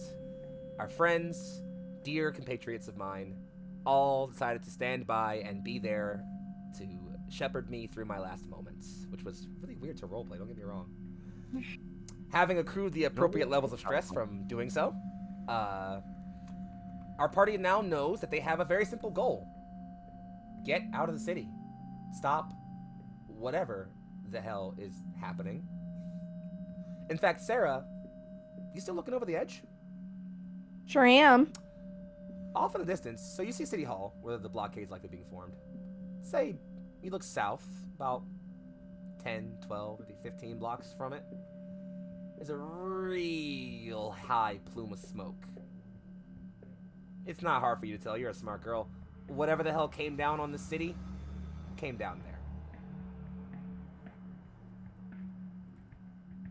Cool. Except not. Okay. Pretty hot. Things are on fire. I'm going like full like big sister like crisis mode, like we're gonna get through this through sheer force of will. And I will turn to you two like and say, listen, we gotta get going. We gotta get off this roof. We gotta Foxxie said something about the gallery. It's a mall that way. We can head for the blockade and that's fine, but if we do that, we're gonna be stuck there. Or we can just try to make it out on our own. Hey, Purple, we're gonna come back to you, man. Alright, be safe still. Try to reconnect everybody. You won't have to roll to make it back. You definitely already know the best way to get over without breaking anything or hurting yourselves or anything like that. So yeah, you three you can make your way over without any trouble or issue. Gotcha. I'm alerting Saint that I have Sarah, Chouse, and Meg with me, and we're going to try and get out of the city and to let people know we are currently okay, and everyone else made it out on an ambulance if they haven't had a chance to message anyone. Something I would like to do. Oh, sorry. So Saint responds okay at first immediately. He keeps typing for a bit. He stops typing, almost like he typed the message out and then hesitated to send it. But eventually, the second message comes through and it's just Foxxie? 2 question marks. Have they told me yet? Don't think so. Hey man, he didn't make it. We got a message for his mom. It's all we can do. Yeah, I'll let him know. I'll just type back. Shit's rough, yo. And then just say we got a message for his mom, but we gotta get out of here. And then I'm gonna actually message him my real name and my parents' number and ask him to call them and let them know I'm okay. Yeah, he says, he responds just like, okay, no problem, of course. And then he says, should I do the same for the other 3 you have with you? Yeah, if they want. I think no. just, no. I mean, yes, but I share my geolocation with my dad. He already knew I was here. So if shit's going weird, he already knows. Yeah, but he might not know you're okay. Yeah, if we can send that's sick, but get like Megan Chouse's folks alerted first. I'll save the time on it and just say like, yeah, it's not an issue. You can all give that information to Saint without a problem. He agrees, like he'll do what he can to make sure he gets that information out to you guys just in case anything happens. But he does respond one last time and just say, you all better be careful, okay? Just very clearly indicating that he'd like you all to be safe. And yeah, well, again, for the sake of brevity, it's not hard for you to make it back down. Again, you already have a good sense of a safe way to make it, and it's actually definitely easier to make your way down a ruined building than make your way up one. So, you come out, sort of. I would like to. Sorry, go ahead, Josh. Go ahead. I would like to kind of pick up your now corpse and carry you down and give you a grave. Well, I mean, there's some concrete down there, so I don't know how you're gonna do that. There's got to be some dirt somewhere. That's fair. I mean, there's there's sort of a small little patch of lawn not too far outside of like where the apartment is. If you want to actually dig a grave, that might take some time. But if you want to, like, you know, first floor, put some rubble over it, you know, a little marker or something, it's probably about equivalent. It wouldn't be. It would have to be a shallow grave because I wouldn't be able to go the full 6 feet. Yeah, obviously. But I would like find like a big piece of rubble and then like a piece of metal to like carve in like some words. Aw. Sure, that's very sweet. And I would carve in, he died how he lived, with honor. Why am I crying now? Fuck! Aw, damn it, Chouse. You're gonna make me cry, dude. Come on, fuck. Jeez, dude. Shit.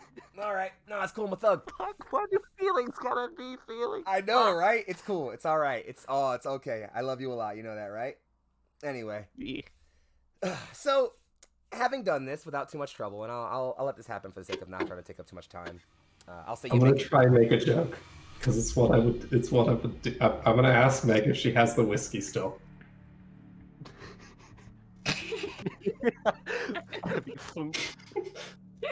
I pour some out for my the homie. dead homies! I love it! Pour it out I'm for the dead the homies. homies! Just pass it around. Everybody take a shot. I take a swig and I pour some out and pass it.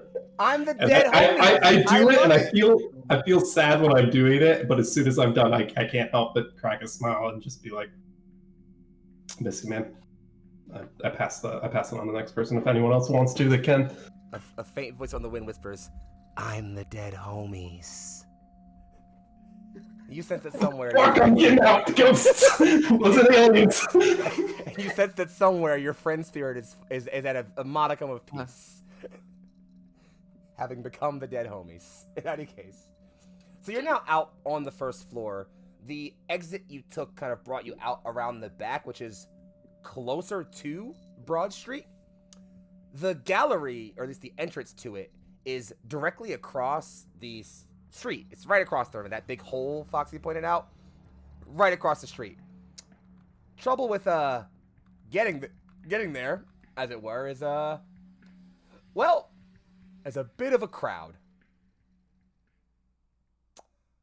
So as you're looking out, there's just, again, wave and wave of people. A lot of them are trying their best to not move too bad, like too fast or anything like that. Try not to do too bad. But a lot of people are in general just moving in very, very hushed panic. You could see the few people who can pass for law enforcement, you know, some police officers, even maybe a couple of people who might be mall security, trying to direct the crowd into at least a relatively organized fashion. And this is mostly the sight you see in front of you. No one really seems to notice you as they're a bit focused on, well, you know, the panic. But yeah, right across the street is that open hole in the front of the gallery you saw. Okay, guys, this is a decision point. Are we trying to get with everybody else, or are we trying to make it out the city on our own? I think we need to get out of the city on our own. I don't think going in there is the best way. Okay. They would have all organized. The others would have all organized themselves, and I believe they would be all together and operating in a group. Meg? They went west out of town, right, on that ambulance? Yep. Yeah. Which side of the river are we on? The Schuylkill? Yeah. Eastern side. Eastern side? Mm-hmm. Okay.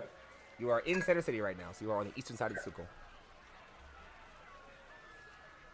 So if we were going west out of town, we'd have to cross the river. Mm-hmm. There's bridges, obviously, but you know. But they're going to be What they're if we take the vehicular river or out? train. They'll be packed. How good of swimmers are y'all? Not great. If we can find like a boat or something. That's what I was thinking, or at least like a raft, and just like, because the river's gonna be flowing out. If we just flow downriver, get out of here. You could float, there's a way that you can make like a life jacket kind of thing with some jeans. Yeah, I've done that before for Boy Scouts. Yeah. Okay, sick. Hey, Do we know that this thing didn't land in the river? I don't know. Did you get a look at it? Yeah, it looked. Foxxii, remind me which direction. It was like 15 South. blocks south. Mhm. That's where the river will lead us south. Yeah, I don't think we want to go that way then. Okay, that's fair. That's fair. It was the Well, thought. to be fair, and I think you would definitely be able to know this by just looking. What you saw, the plume, was sort of still definitely within the area you'd probably call like Center City, the area of town you're in. If you were on the river physically, like if you went all the way down, like all the way past like 33rd Street and or 30th Street and like got into the river and took the river down, you probably wouldn't run directly into the thing. No. Did you see it moving at But all? that is moving towards it. Yeah. I was throwing out an idea. Everyone here is getting up on this, getting out through the subway or whatever. We see these crowds. I'm Are they all not headed to- for the subway? No, the crowd's headed straight down Broad Street, honestly towards the blockade. They're going to the blockade.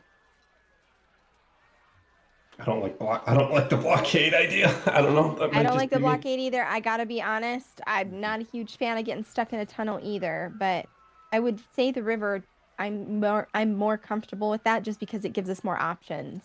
And We'll be above ground. At the very least, we could maybe, if we can get a boat or something, we can at least get across to the other side. And worst comes to worst, we're on the other side of the river. You guys, Did you see what was was it moving at all? Just a big cloud of smoke. I didn't see anything. I didn't see anything moving when we were on the roof, or kind of moving around. And like, if there is something, like, again, the river might be the best bet. I mean, it's possible that it's aquatic space aliens coming in on a meteor or whatever the fuck. But like, I'll take my chances.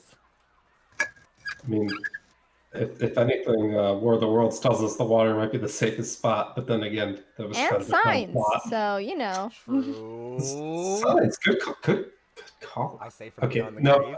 Anyway, um, quick question though, if you don't mind. The car may still be around. We could look for that maybe, and because I do know I have some stuff in there. So car would be helpful. We're not going to get it very- anywhere out, though. These streets are going to be flooded with rubble and people. Yes. However, I do have supplies within my van. Okay, Um, sick. I've got yes. Yeah. Let's get it. Let's get that, and then we'll head to the river unless there's any objections. Let's try the river, and if it looks like it's bad, we can find a bridge and get across. So, you head on down, back into the apartment building towards like the lower level, because the parking garage is sort of kind of runs under it. The garage has definitely been pummeled by whatever impacts hit this building, and as you kind of pierce your way through the rubble, you see your car. The front end of it is just compacted by some rubble. Like, you can get into like the trunk and like the back seats and stuff without too much trouble. Maybe the glove compartment if you're real lucky, but that's about it. Dang. Well, she was a sturdy old gal. That's unfortunate.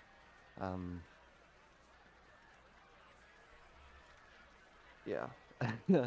I'm just gonna let the dissociation go because you know what? You're functional. So, as you guys are, as you're looking at you're taking out your things, Chelsea, eventually you do come to and decide to go get your things from your car. As you're making your way back out of the garage through the other sort of side door, you see what you assume is probably like the security guard's post. And there's a number of those pamphlets, like the SEPTA one Jason handed you inside the 7-Eleven, just right there. Sick. I grab one. Like, this is like a map of the city, yeah? It's actually a more modern one. It's still a map of like the train line, the Market Frankfurt line, but the diagram itself is a bit updated. You can see it's kind of like, same deal where it's that, if there's that straight line of the Market Frankfurt line that then curves up, head northeast. But sort of as it heads west on that straight path, you see some wavy lines going straight through it right about around 30th Street. You wager, and it's not hard to tell because you're a smart girl again, it's probably where the river is. And in fact, you're looking at the sort of station itself. The station you're currently at right now, you're imagining if the gallery's right there, you're probably right next to 11th Street. There's 13th Street, 2 blocks down. 15th, 2 blocks from that. A long spread of tunnel to 30th Street, which is the station. Okay, so here's what I think we should do. We should try and again, the surface streets are going to be fucked. So what if we take the tunnel, try to get down to 30th? We can park back up, check the river there. If it's a viable option, we'll do the river. If not, we can keep going through the tunnels. But at least that way, we're like, it's a straight shot, optimized for distance. You know what I mean? Worried if any of the tunnels collapse, but I hear you, but they're kind of designed not to. So I feel like I know, I get it, dude. Right, though. I miss you, man. Okay. This is shit, but like No. You're right, though. We need to be decisive. Let's give it a try. If it's blocked, we exit on the next thing, and we move above ground. This is all about backup plans. Yeah, we can always turn back. There's the only stretch I'm worried about is this big long stretch between what is this, like 15th and 30th or whatever. That's where we could maybe at that point go to the surface streets, but if we cover the space down in the bottom, we can at least get a feel of what we'd be in for without, you know what I mean? Like kind of dipping our toes in the water, so to speak. I'm good with it. So just to make sure I'm aware, you guys come out of the garage now, and again, there's that gaping hole in the front of the gallery, which is right across this large, crowded street that's still kind of flooding with people. Is the plan to go straight for that? If the plan is to go straight for that, I don't know what any of that meant. I don't know what any of those like numbers meant or anything. So I'm just gonna be nodding along and just following. If the plan is for you guys to go across the street, then we'll do it this way. You can either go all at one time, or in groups, or one at a time, however you want to do this. But make sure you say this out before you all just roll. Tell me how you're gonna get across, what skill you use to get across, and how you're doing so. You can either do one of two things. You can use a physical skill like dexterity or something like a mental skill to like try to get across the crowd, or you could use like empathy or willpower to help a friend not get lost. I'll use empathy. I'm gonna use empathy. I'm trying to remember. Buddy system. Well, yeah. I'll use my empathy to whoever to try and like get through the crowd, kind of like calling out and saying, "Hey," like as we move through. Are we traveling with the crowd, against the crowd, or like across? Perpendicular to across the perpendicular crowd? to it. Yeah. Straight across. Okay. Can I? We should pair up tall one with small ones, because Purple, you are quite tall and you are quite visible in a crowd. I am not as tall as you, I believe, but you know, I'm a head taller than some. Yeah, if we can pair body system, that makes sense. Awesome. Okay, Meg, you cool with that? Yeah, that's awesome. All right. So Sarah, you're using empathy. Yeah, Purple, grab the back of my shirt and well, let's go. Do it. Empathy. What were the roll options that you said again? You can do. I mean, I'll take whatever, but if you're gonna help somebody else across, then it's probably some sort of social skill. One success. Oh, I got a 1. On a 1. Woo! Lowest you can roll. Nailed it. Yeah. Sarah, you and Purple just shoot off into the crowd. You're just weaving right through people. You know, shoving somebody aside here or there. It's not a hard problem.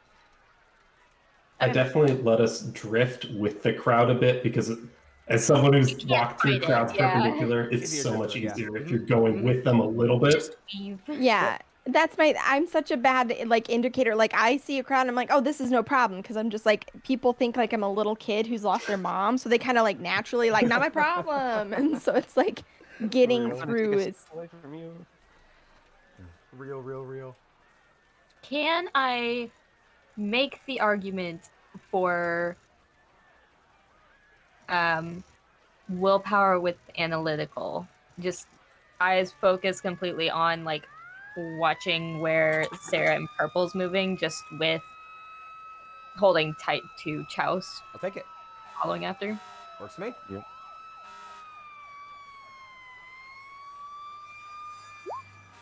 Success, yeah. Not a problem either. Yeah, so in pairs, you manage to sort of skate your way across the crowd. Some people bump into you, say some things, but no one really seems to notice you're going a different way than the rest of them. They're probably a bit too focused on getting away, on their business. out of the way. as they're traveling, as they're kind of crossing this street, though, as you're crossing over with them, it's not an immediate thing because you have to sort of make your way through them. It's probably so Sarah and Purple, you guys get past no problem. Chouse and Meg, as you're right behind them, you start hearing some rumbling, not like bass rumbling like the earth was rumbling earlier, but a very deep, throaty, almost engine-y sound. As you look to your left, a tank rolls by. Okay, well, first of all, you know how much of a nerd I am. Are we talking M1A1 or like M1A2 beef fist package? I just imagine Chow seeing it and then turning like, oh wait, is that an M1A1 or I don't know. It's a no, tank. that's a 120. Yeah, it's a 120 millimeter, so it's an M1A2. It's an M1A2 Sorry. with the bus package. You can tell by the era armor on the sides and front. Wait, where is it going? It is going down the main road, sort of like opposite the crowd, effectively. And as you're looking now, and sorry, you even notice now that you've noticed the tank, you look up and you even occasionally hear just that hum of something flying by, either a copter or a jet occasionally, kind of like that. Does it have like a thump or more of a burr sound? The flying thing or the tank? The flying thing. There's definitely a burr sound of like a copter going above you. Occasionally you hear like a, the soundscape will work. Okay. Don't worry, it's coming. But yeah, at this point you start noticing amidst the crowd, there appear to be some people in military uniforms moving in groups. Opposite Moving of the crowd. opposite direction. Mm-hmm. Okay, they making heading a note. south? We gonna keep moving. Like I'll like after we get to the end, I'll ask the others, are they heading south? I'm not that great with cardinal directions by hand. Purple and Yes, for Sarah, sure. you're across.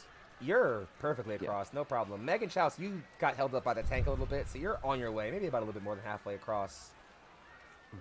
I'm trying to stand up and be visible to them. You can, you see them. There's no, you see where you're going. The crowd starts getting a bit quieter, though. Oh You no. start hearing some really loud thumping sounds. Is it coming from where we need to go? Nope, Is it coming from Okay. the ground? it's coming from the same way the military is going. Okay. We gotta go. We gotta go As soon now. As soon as that path is clear, yanking, we're going. Hi, the anxiety is fueling time. this. Goodbye. Yeah, so you make your way through, and you are just as you guys all see this. You start panicking a bit. Meg, Chouse, you lock eyes with Sarah, Purple. They shove you across. You immediately start making your way into this open mass of the mall, and just as you're doing that, you hear.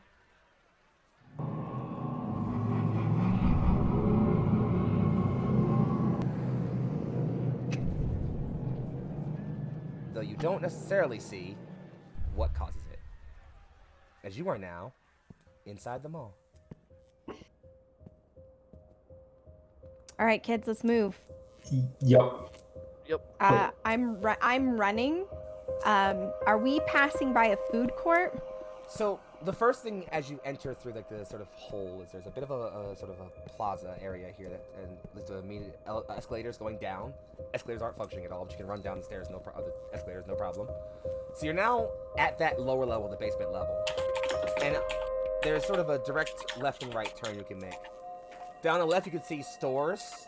Kind of like not many of the signs are on. The few signs that are on are definitely just flickering neon and damage. There's even a transformer that pops up every now and then. This place is pretty fucked up. But you can see a sign still lit up by a light down the right that says Jefferson Station or 11th Street Station because no one fucking calls it that.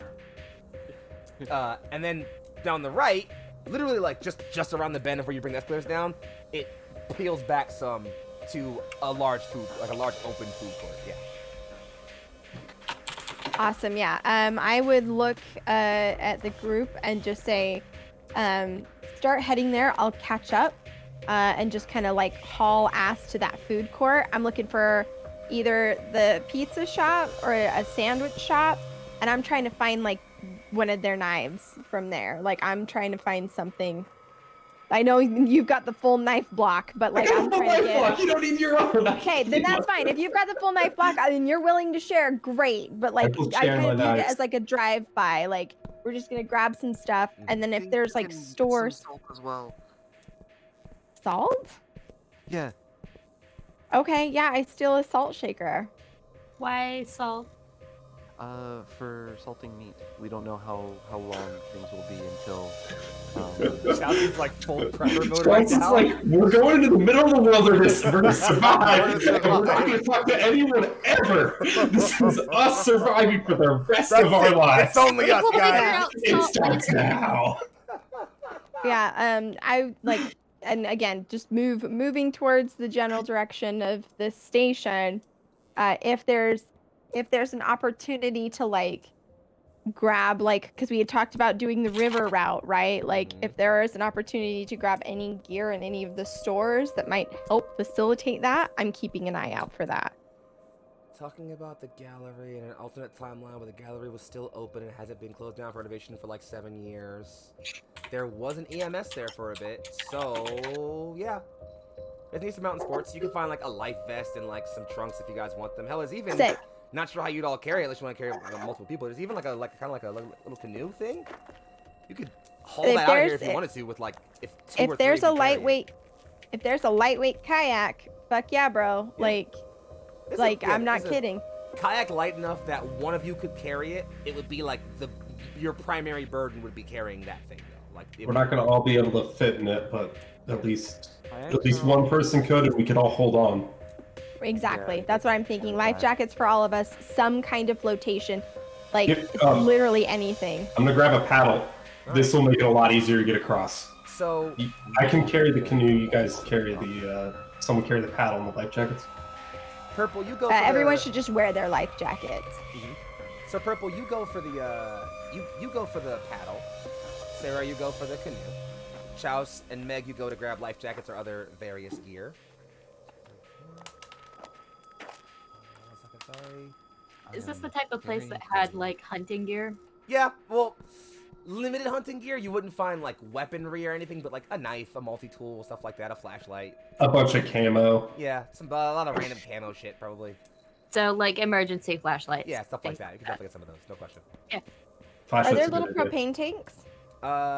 Yes, actually. You can find one in a separate aisle. You sure do. I'm gonna snag a couple of those little propane tanks for sure. Oh, those small ones. I thought you were talking about. So as you're all breaking to forage and scavenge and rummage, you're all kind of hanging around. Purple, you're looking down for a paddle, and you find the section that where the boats, the canoes, and related things are. It's been messed up, like it's been knocked all over. So you gotta kind of dig around, like shove some big boats over here or there. But eventually you do find. I fix the shop up. I make it all clean so the next person comes through doesn't have a problem. You do eventually find a paddle kind of like sticking up out of the pile, and you try to get a handle on it, and you're pulling at it. You're really trying to yank at this thing, trying to like pull this paddle up. Okay. And as you're working on pulling that paddle up, give me 1 second. As you're working on pulling that paddle up, you just hear whatever you have in your pocket. Empty it. I throw my wallet up. He says, "You got a bag there? Yeah. Drop it." Do the rest of us You hear all hear anything? this person talking in the things. You get since he hasn't noticed. It's only got a laptop and it's not gonna be useful to you. So yeah, this is where this comes into play. Hello. So, concealed carry. I do have my own handgun, so have that kind of ducked behind shelves and trying to get an idea of who all is fucking shelves. I'm sorry.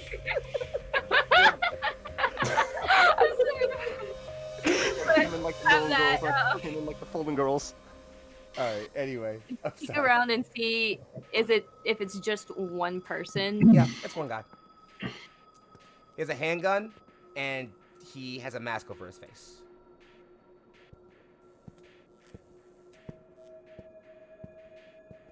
He has not seemed to notice you yet, Meg. The rest of you, Chouse and Sarah, I would assume, could also huddle around Meg and be kind of around the corner peeking. He has not seen the three of you yet. Just Purple. Are you looking for something useful or Shut up. valuables or what? He just said shut up. You can hear some rustling as like a step or two comes up behind you.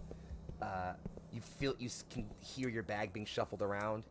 You hear it kind of zip, starts shuffling through it. I would look at Meg and seeing that she has the concealed carry like out. I'm just gonna nod to her, like, do what you gotta do, bro. But I'm gonna like stand up with my hands up and be like, hey man, I don't see what the fucking point of this is. We're just trying to get out of the city. Can you just like not with my guy right here? We can maybe help you and we can all get out together. But if we start eating ourselves this early on, we're fucked. Like, listen, man, let us help you so we can get out. Sarah, roll me either charisma or empathy, probably charisma. Okay. Me with that charisma. Can I make the argument that a leadership mindset would help me in this scenario? You're trying to take command of the situation. I can see it. I agree. No problem. That's a success. Let's go. So as With you a come one, motherfucker. As you come around, as you like, you come around with your hands up, start talking, he whips up to you with the gun up. His finger isn't on the trigger, it's just along the side of the trigger well. He's not actually on the trigger. Cool. And his hand is cool. shaking. Hey man, listen, I'm super freaked out too. But like, this is not what we need to do. You can come with us. We've got a plan. But if you start stealing from us, man, there's nothing. We've got to like, human to human, my guy. We got to figure this out and get through it, okay? My name is Sarah. All right. I'm just trying to get home. I just want to see my dad. So how about you just like cool it and we'll talk about it. The gun lowers, not goes away, but lowers. He just says, Robert, I... Hi, Robert. That's my grandpa's name. How do I keep doing this? I need medicine. My wife got hurt. I got some Tylenol and ibuprofen. I don't know if that's gonna help you, but you can take it. I got bandages too, if that helps you. They're in the bag. You can just take them. Where is she? Is she here? She's over in the food court. Okay, sick. We can maybe come and help. We've gotten a plan for getting out, but like, we're just gonna need you to cool it and like not. Please don't fucking shoot us, okay? We're just trying to get out, same as anybody else. He looks at you all, definitely still a bit suspicious. Reaches into Purple's bag, takes a bit of gauze, tears it, opens the Tylenol, takes out about like sort of like one of the sheets. Take a bottle, man. I got the ibuprofen one. I only need one of them. We've been drinking. Some of us have been drinking. The ibuprofen's more useful to us than the Tylenol. But you're welcome to take whatever you want, man. He takes it. He does put the gun away. And just say, "Nah, it's cool. You all just. This is enough. The CVS got looted. We couldn't. Nobody would. I give get us it, man. anything. Yeah. People kept walking by and asking, and no one would help. I get it, Robert. It's fucked. Listen, we've got 2 more people in here. We're just gonna have them stand up. We're gonna be real slow and nice, so you know everybody who's in here. Meg, Chouse, go ahead, stand up. We're all cool here, dude. Everything's cool. We're just gonna get what we need, and we're gonna leave, okay? Put the gun away and then step out. How badly is she hurt? What happened? I don't know. We got separated in the explosion, or whatever happened. I found her and my friends later. Most of my friends were, well, dead already, but her leg was mangled pretty bad. If she's in the food court, most kitchens have emergency kits for things like if your finger gets cut off, stuff like that. It's pretty easy to put something together with everything we've got here if she needs like a splint and to be wrapped. We can make a tourniquet if we need to. All right, I'm gonna head back to her with this for now. Make sure she's okay. If you all want to meet us in the food court, then you can, but I understand you have to get your own way out, so it's fine if you don't. Are you gonna get out too? I know some people like to stay put, but like need to get everyone needs to get out of the city as far as I understand. He puts the gun fully away, sheaves it back in his pants. Just yeah, I'll get her okay and I'll see if we can find our way out. Thank you all. I'm really sorry about what I tried to do. It's okay. Desperate Shit's times, fucked. desperate measures. You're It's okay. trying to save your wife. It's a lot easier to get someone who has a hurt leg out with more people. If you want to help us, we can help you too. And Sure. if you're gonna try, don't go into the streets.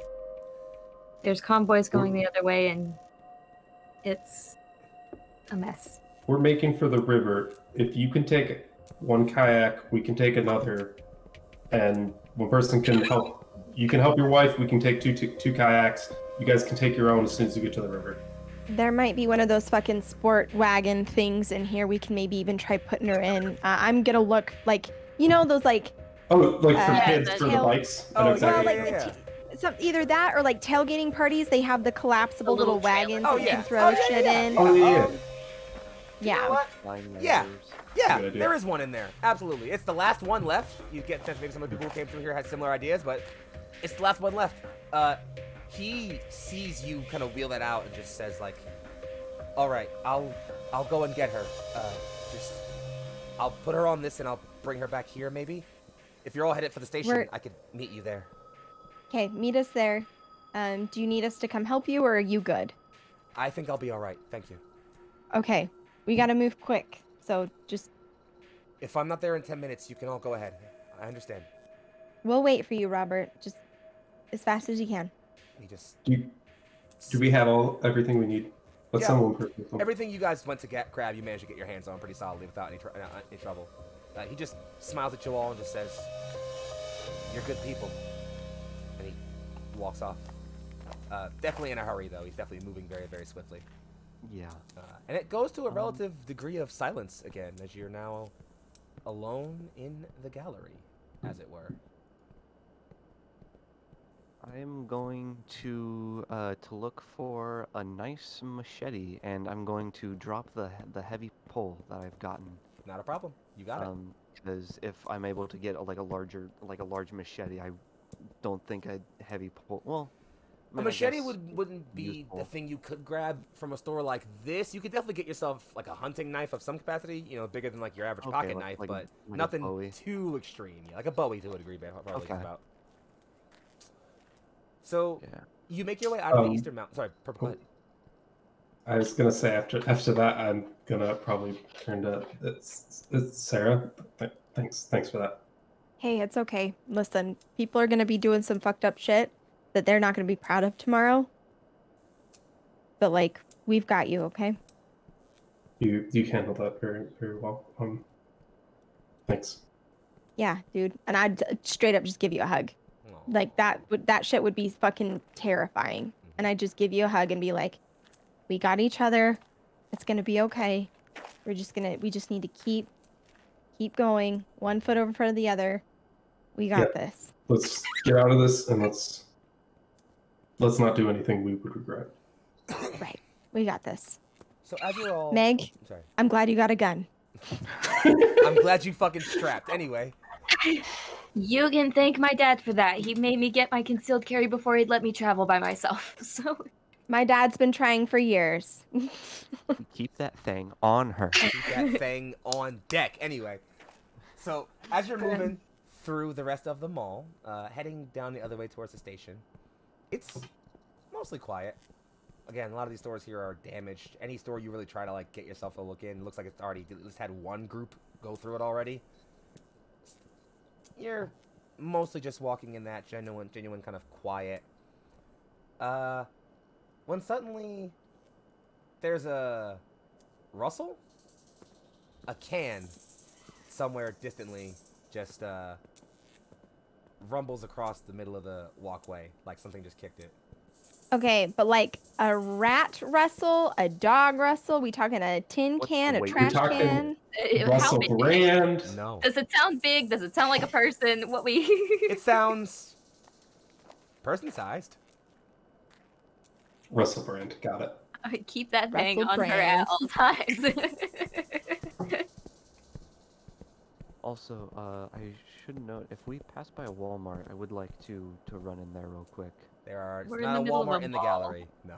Yeah. Oh yeah, just like in general, cause I don't know what Walmarts are like in Philly, but I do know in Oklahoma they do like to sell guns in there. Nah, not in the it's middle of Philly, military- unfortunately. Oop. In Philly? Nope. What? Not in Middle City. If you go far enough Literally? out, like middle of Jersey or like the counties, you can probably get a couple if you're lucky. But middle of Philly, nah. That's that Anywhere good Jersey, country you can get a shit. gun. Yeah, fam. Not a reality. They don't even sell them at Walmart here in North Carolina. So Yeah, you're lucky. Everything's legal in I'm just Jersey. that Oof. So southern. I'm sorry. no, it's fine. So yeah, so you hear just that rustle, like something just went across. So you see a can physically roll across the middle of the sort of walkway, but you're still hearing those. Well, I don't know. You hear it? Yeah, the gross chittering. I'm not okay. I'm starting to lose my cool. Would you like a knife, Sarah? Purple hooked me up. Meg, are you a good shot? I've been doing this for years. Okay, great. I don't know what the fuck that is. I don't want to know what the fuck that is. But If it makes us know fucking- what it A is. shadow runs past. Shit. Don't waste ammo, right? Don't shoot unless you're absolutely sure what it is. I don't have to tell you your business. Okay. Fuck. When you guys got a lighter?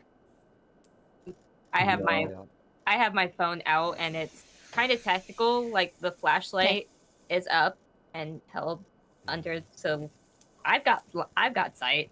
Line Did you of find sight. like an actual flashlight in the? I did Yeah. find an actual Mhm. flashlight actually. I Yeah. have a flashlight. Yeah, there you go. I would be like, I wouldn't use your phone when you have like a real flashlight. Listen. So Meg, you're sweeping that flashlight around, and you eventually settle it on something. It's a moving mass. You can hear a crunch occasionally, a couple of crunches. As What you color is the hover that fucking light thing? over it, it's pure black mostly. Just this off gray, dark gray black, fleshy kind of substance all around it. It's alive, whatever it is. It's six-legged, or at least has 6 limbs it's huddled over on. And there's a person in its mouth. And boy, is it a big mouth. Did any of us pick up bug spray?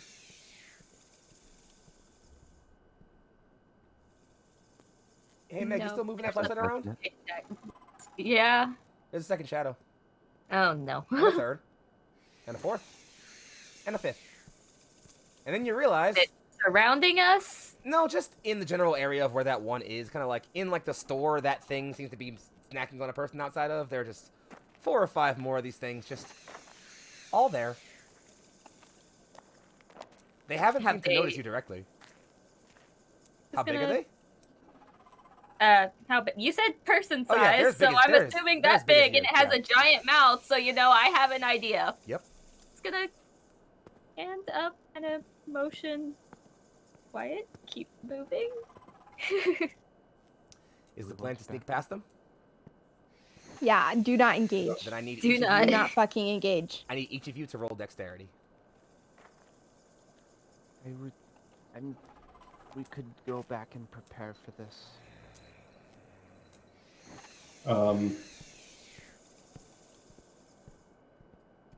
Any positives or negatives? Any features or equipment you think would be useful for this? Nope. Then no. I got a 1. There it High happens. functioning with a little rest.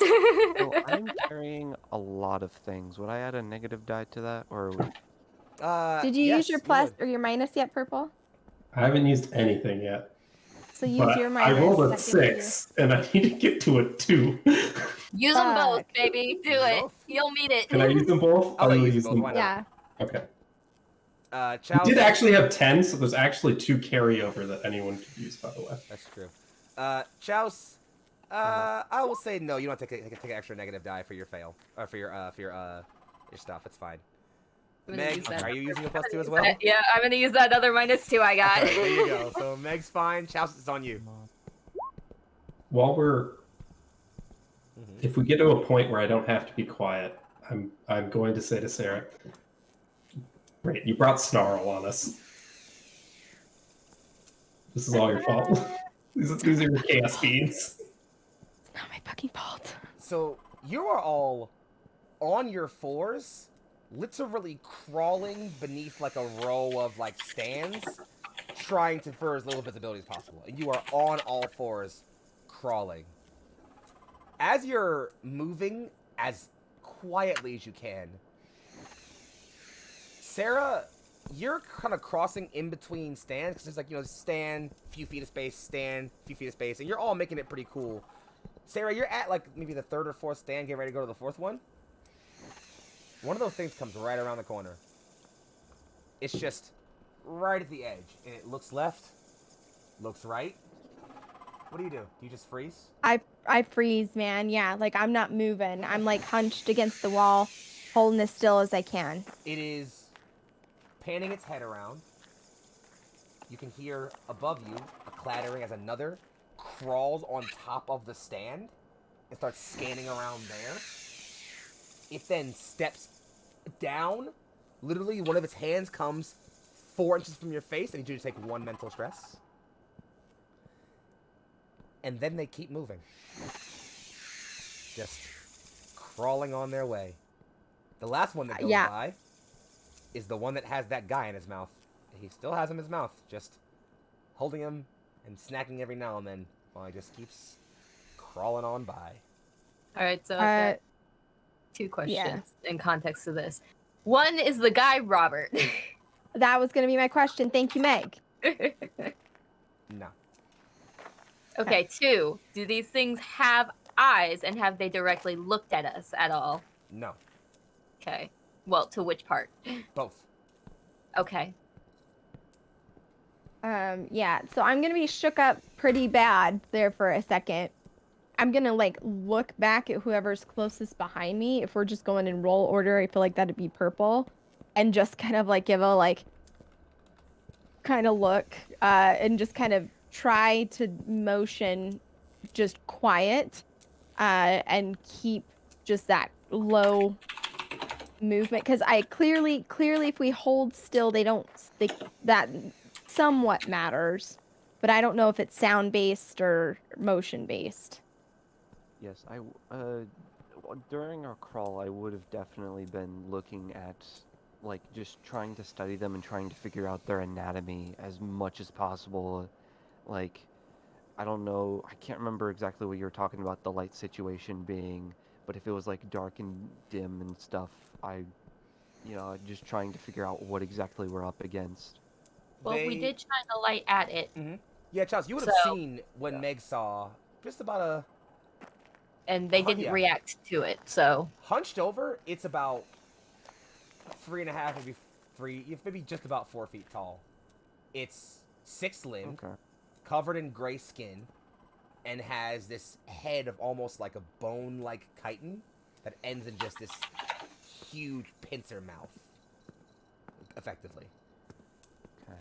Nothing you've ever seen before looks like this. And in fact, because you're thinking about how fucking weird these things are, to mental stress, please. Alrighty. I'm on to level 2 of mental stress.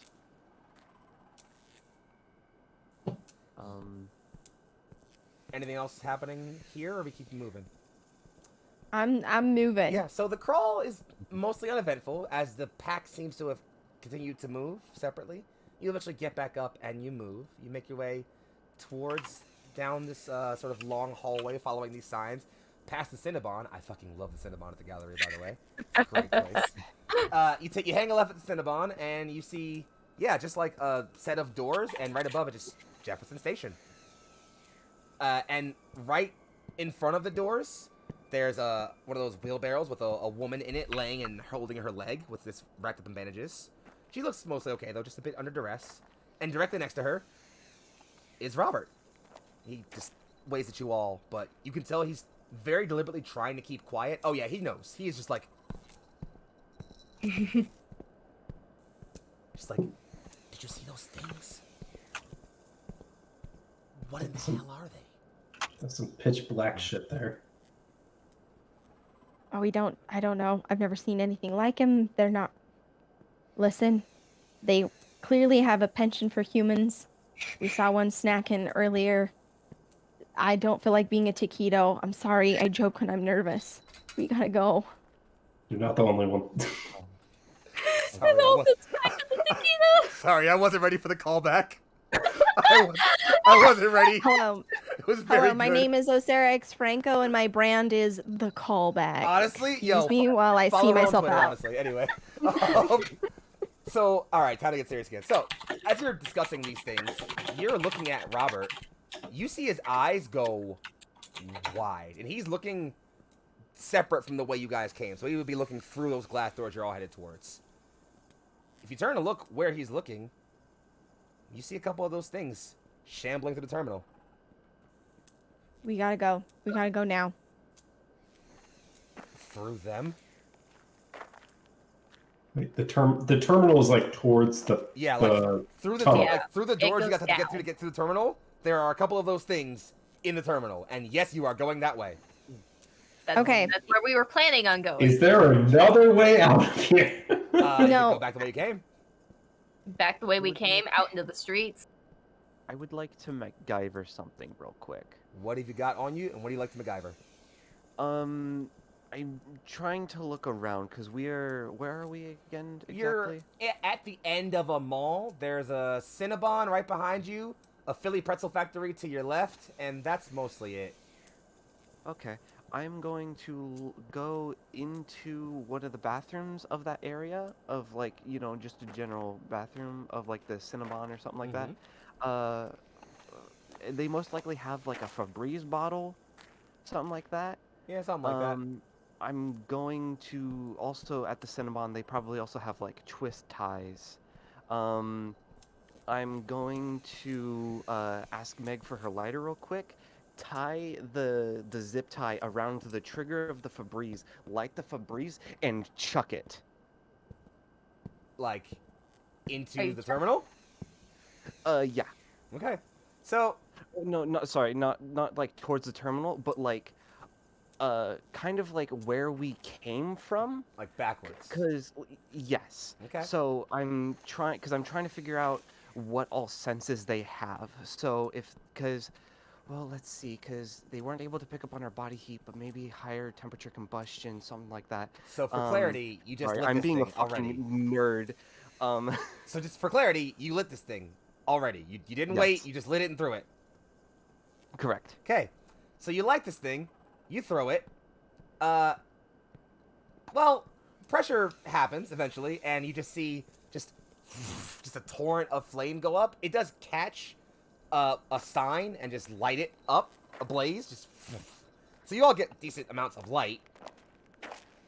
You can see back behind you, just in the shadow of those embering flickers, that pack you just escaped from, just down the hall. And there's still that pack in the terminal. Do they take any notice to the fire? Not really.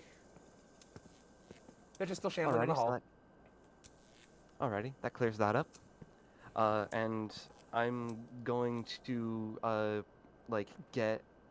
look around and see if there's anything else that needs to be like readied to move. Well, I mean, as long as you guys have all your gear and things, Robert's, Yeah.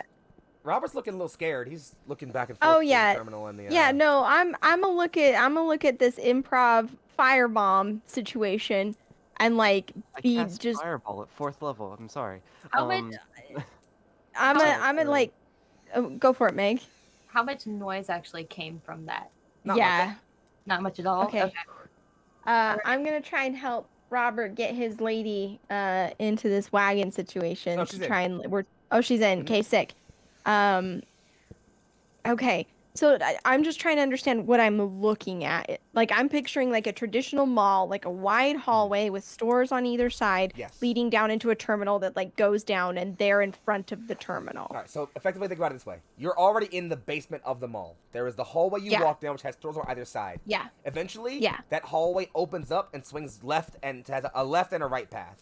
That right path is regional rail. So if you were trying to take like a train like out of the state of Pennsylvania, you go that way. Where you guys went is left towards the Market Frankfurt line. So there's a small hallway, a set of glass doors, and then just beyond those glass doors is the terminal. Like if you, so it'd be like through glass doors, through turnstile, onto train is the idea. Okay. I'm trying to like understand if there's like a storefront that's like next to these things. Not necessarily, no. There's just the terminal itself. That's totally fine. That's totally fine. Looking at like cooling it, our best bet is to not engage these motherfuckers at all. Like a gazelle don't try to pick a fight with a lion, it just tries to fucking run. So we're not faster than these things, he says to the haunted voice. I've seen them run. I get it. No, I get it. The name of the game is not be seen. Second name of the game is just like, just get the fuck away. We're in a mall. There's like worker tunnels, right? Or hallways for employees. That's got to connect directly to like the station somehow, right? I think if we head down the tunnel here for a little bit, there's eventually a substation we can connect into that can help us out there. If you want to if you're trying to get around these things, then, well, I'm saying maybe not take that direct entrance. If there's another way in, maybe employees use, or a maintenance entrance, or there's the other side of the terminal that goes the other that's separated by the other way across. If you look across, you can kind of see like there's the terminal directly in front of you all. There's obviously the empty spot where the trains would go, and then there's a separate sort of terminal across there where you assume the train going the other way you could catch. He just says, if you head back up and go across the street, you could come right back down there. Okay. But that leaves Puts you back on the. Well, that's where my theory came in. Getting her up those stairs is going to be a task. Getting her down fast enough is going to be a harder one. Our best bet's going right through here. So if we can't avoid these things, maybe we can draw them away though. I'm going to look around. I want to look around. Mall cops have those dumb little golf carts. Yeah, there's one off to the right, sort of tucked away.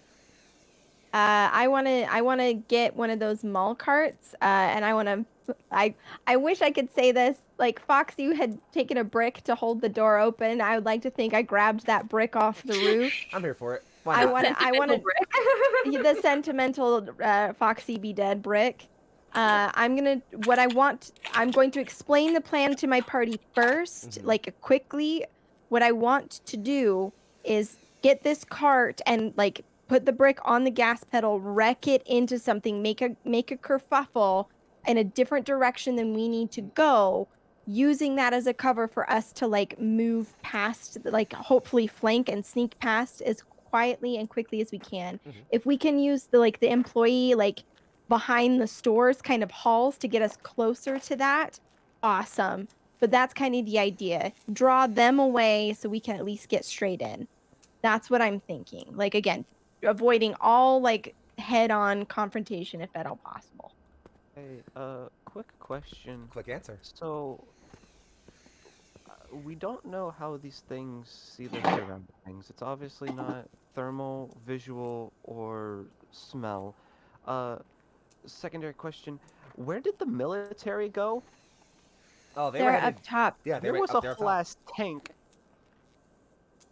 If there was an entire colony of these things on a meteor, they're probably got their hands busy. These are probably just flybys.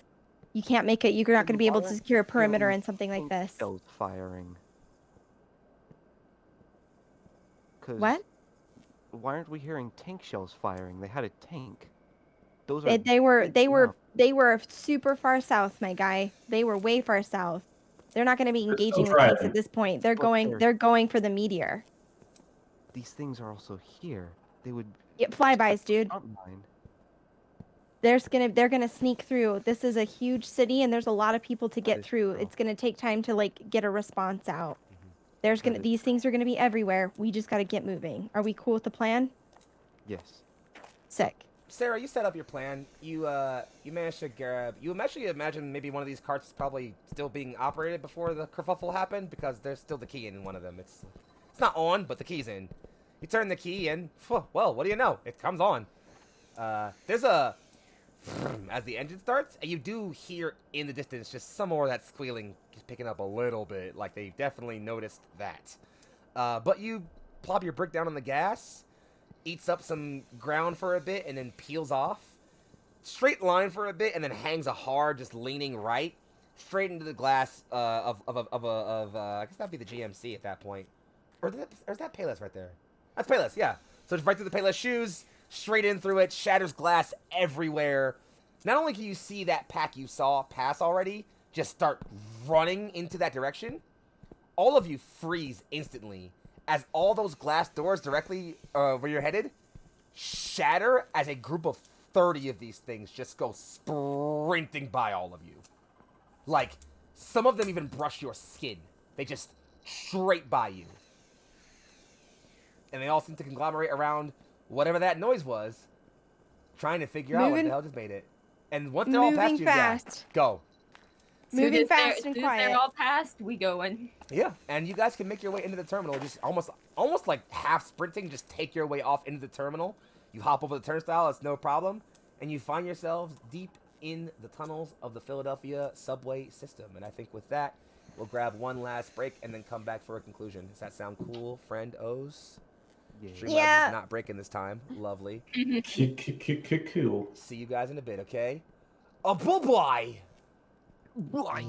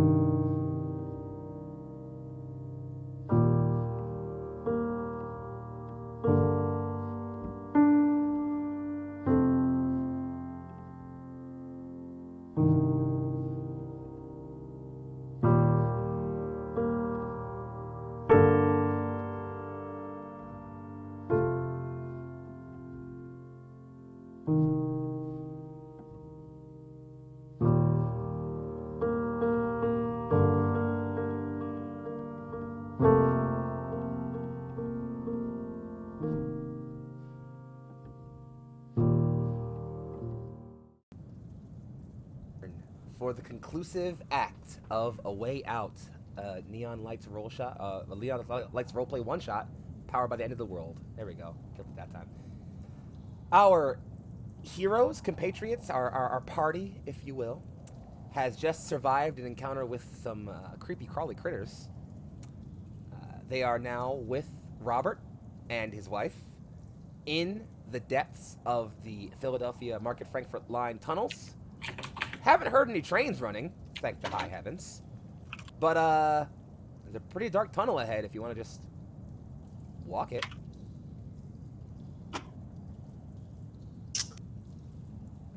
Yeah. Okay, yeah.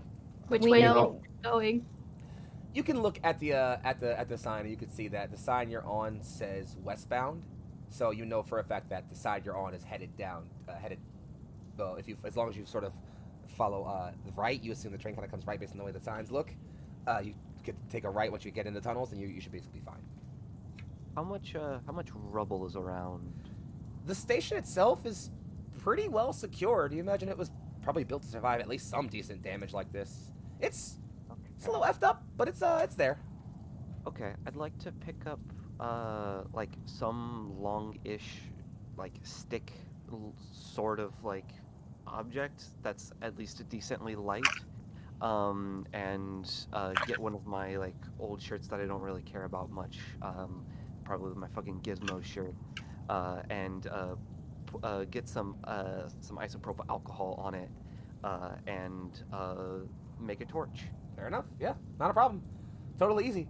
Yeah, you managed to perfectly. You can wrap a shirt around a metal pipe. You like that. The shirt. It doesn't thankfully heat the metal up too much. It's pretty old rusted metal, so it doesn't conduct heat as well as it should. So yeah, you got a torch, and you can all descend into the tunnel with no problem. And I mean, obviously, you still have phone flashlights too. That's also a thing. A flashlight, and I have my phone out. Sorry. I am starting the recording now, and I'm just starting the recording with Charles. Why did you make a torch when we have emergency flashlights? Because it's badass. Badass. This does look a lot cooler. Do that. No. Thank you, Purple.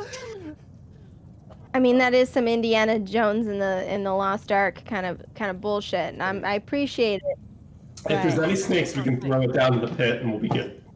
That's good. That's nice. I like that. It's also effective against Nazis, so very cool. Very cool. It's like we don't know what those aliens' political affiliations are. Maybe they are fascist. They could be pretty bigoted. You're right. It's definitely possible. Are they anti taquito? You know, you never. We don't know. Fucking drop the torch. Fucking aliens posting on 4chan. Anyway, I'm sorry. We're gonna relate too hard. I am imagining this is all in character. Yeah, no. 100%. Honestly. Characters. Yeah, Yeah, we're him never and- out of character. What do you mean? Anyway, I Other ain't than friend Foxxii shit. talking from above. that's Like, right. You can all hear me. You're just hearing my lingering thoughts that you're all like remembering me. You know, that's all it is. this turns the camera is like, as you can see, we're all coping by this. And you're- so yeah, Robert, Anybody you need want a to talk hand getting about your what we wife just down. saw? yeah. Robert takes a hand helping to get his wife down and helping get the wagon Get the down. cart down. Yeah, but it's not too much issue. I would ask what her name is too. Savannah is her name. Hi, Savannah. It's nice to meet you. I'm sorry that your leg's sticked up, but we're gonna make it, okay? She kind of holds it up and says, "Oh, this? Nothing. I'll be walking it off in no time." I know you will, bitch. Let's go. So you're walking and/or wheeling your way down. I kick in. I engage my wheelies. I engage the wheels. That secret set of roller skates I have. It's thankfully, honestly, pretty quiet. It's lit entirely by your torches / cell phones / emergency flashlights for a good 5-minute walk until you reach another station. You could tell by the wording up on the front, it's 13th Street Station. It looks like it's definitely not as undamaged as 11th Street was. Well, 11th Street had the whole mall on top of it to keep it safe. This did not. But you keep moving. Making your way.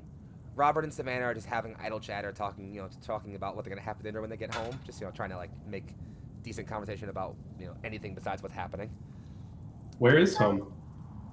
Robert just says, from New York actually. We're just coming to visit a friend. Nice. Kind of headed the wrong way to home, but hopefully we're safe, and then you can get a roundabout return. Yeah, I'll find my way back to New York once we get out of here, right? I mean, all roads lead to it, right? Or wait, no, that's wrong. My bad. Wouldn't mind being there either, honestly. Anywhere but here. Damn, that is about right. You pass 13th Street Station, continuing to move, eventually finding yourselves at another station. It's 15th Street, City Hall Station, actually.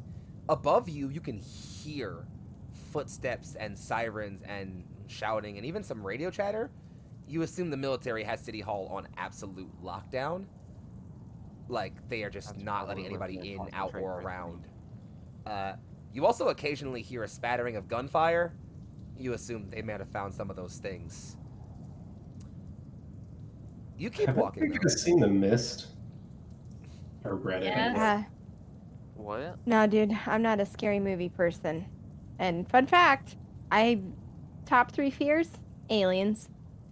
I'm not a big scary movie either, but it's more like a thriller than it is like a real scary movie. But yeah, the whole plot of it is just don't do this. But I'm gonna spoil it. God damn it, I don't want to spoil it. Sorry.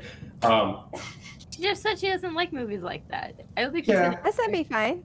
I'm gonna spoil it for a lot of people. I mean, okay, if you've seen it, you've seen it. But the whole thing ends with everyone shoots themselves, and then the last guy runs out of bullets, and then the military comes by and saves the day, and it's awful. That's the end of the movie. I spoiled it for everyone. Sorry, Oh my but that's the end God. of the movie. Which, here's the thing: the book is Stephen King book. Thank you. The Stephen King book is doesn't have that ending, and Stephen King was even dude, that's a better ending than I wrote. My bad. Have you I watched mean- the Netflix series yet? I haven't watched the Netflix series. You know what? I got enough from the movie that I was like, oh shit. But I'm just sorry. Just the military going on, the aliens and shit. It's just, I don't want to be the Mist. I'm sorry. I don't want to be in the Mist right now. I don't want us to be avoiding the military, and the military would just save the day. That's all I'm thinking right now. Listen, man, I'm never gonna lose a fight knowing that I lost. Okay? We're just gonna keep going. I'm gonna give it everything I got, and if I lose this fight, I'm not gonna know it. So we'll just keep going. I mean, I joke about when the apocalypse comes, I'll just find a nice corner and sit there and just wait for the end. But now that it's here, fuck it. I want to go home. So let's get there. Yeah, I agree. But let's not dive head first into anything. Don't have to. Right. But We gotta be smart. We gotta be smart.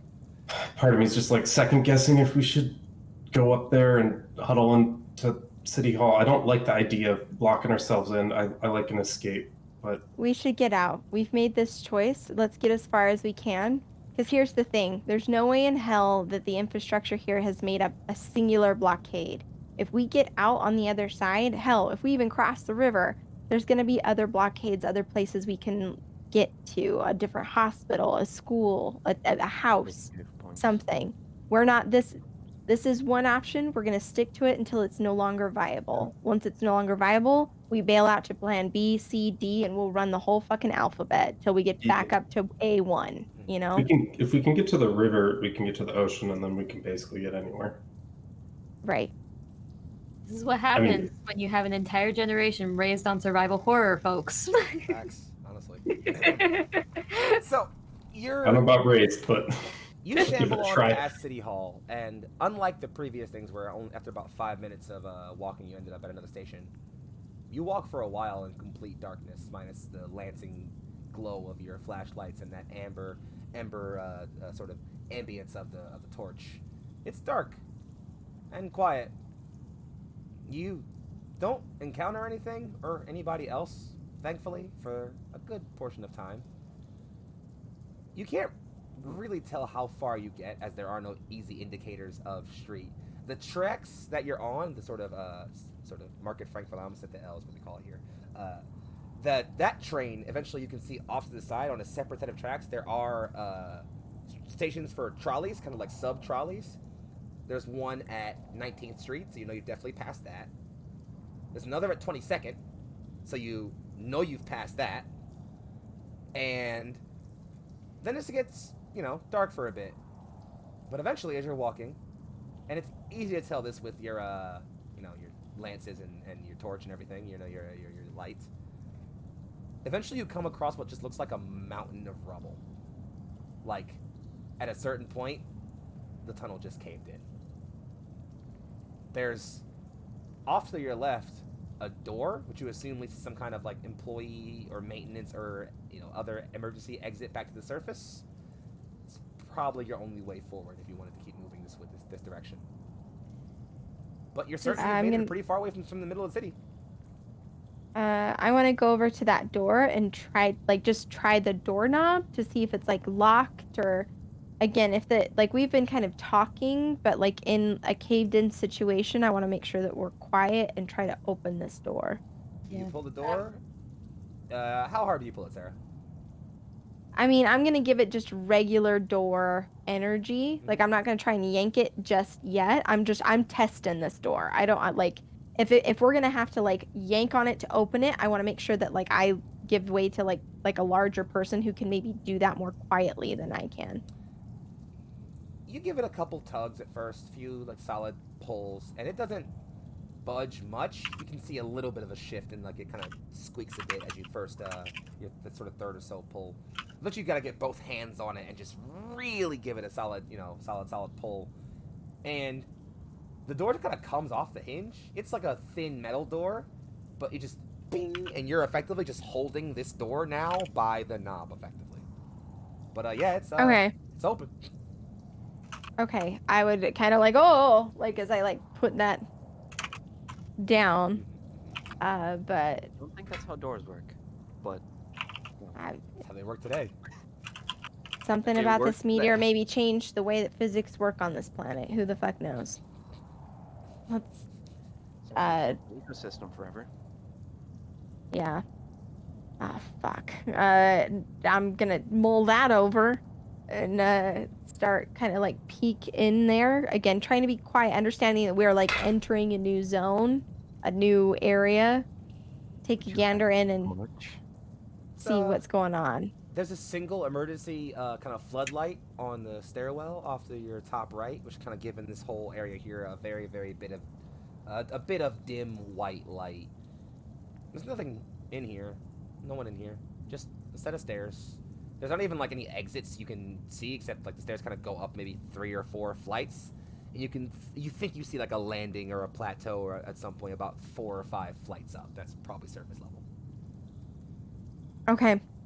But it's just kind of like Straight a up. stairs. Yep, just stare straight up. Okay. It's not damaged, not damaged, Okay. nothing in it. Okay. I'm gonna turn to Robert and say it's stairs, so we're gonna have to carry Savannah.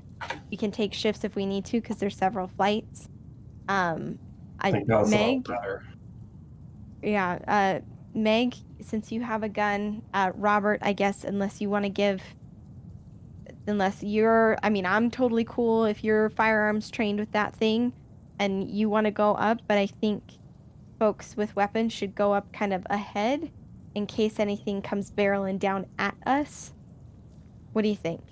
Yeah, you can let your friend go first. I'll take Savannah in the rear since I also have a gun. Okay.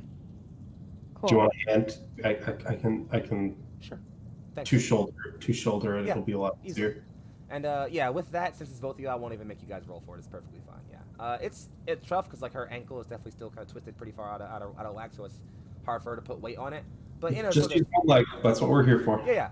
Just with some shuffling and some jumping, you do start moving her. It's a bit of a break on like flight 3. You stop to kind of like let her catch her breath because she's been kind of hopping pretty hard. But eventually, you do start to make your way towards that door, and you're at it. You're at this landing now. You're at the apex of the stairs. There's a door directly ahead of you, which you again, you're assuming you're at surface level here. In fact, you're almost certain of that because just beyond the door, you can hear things.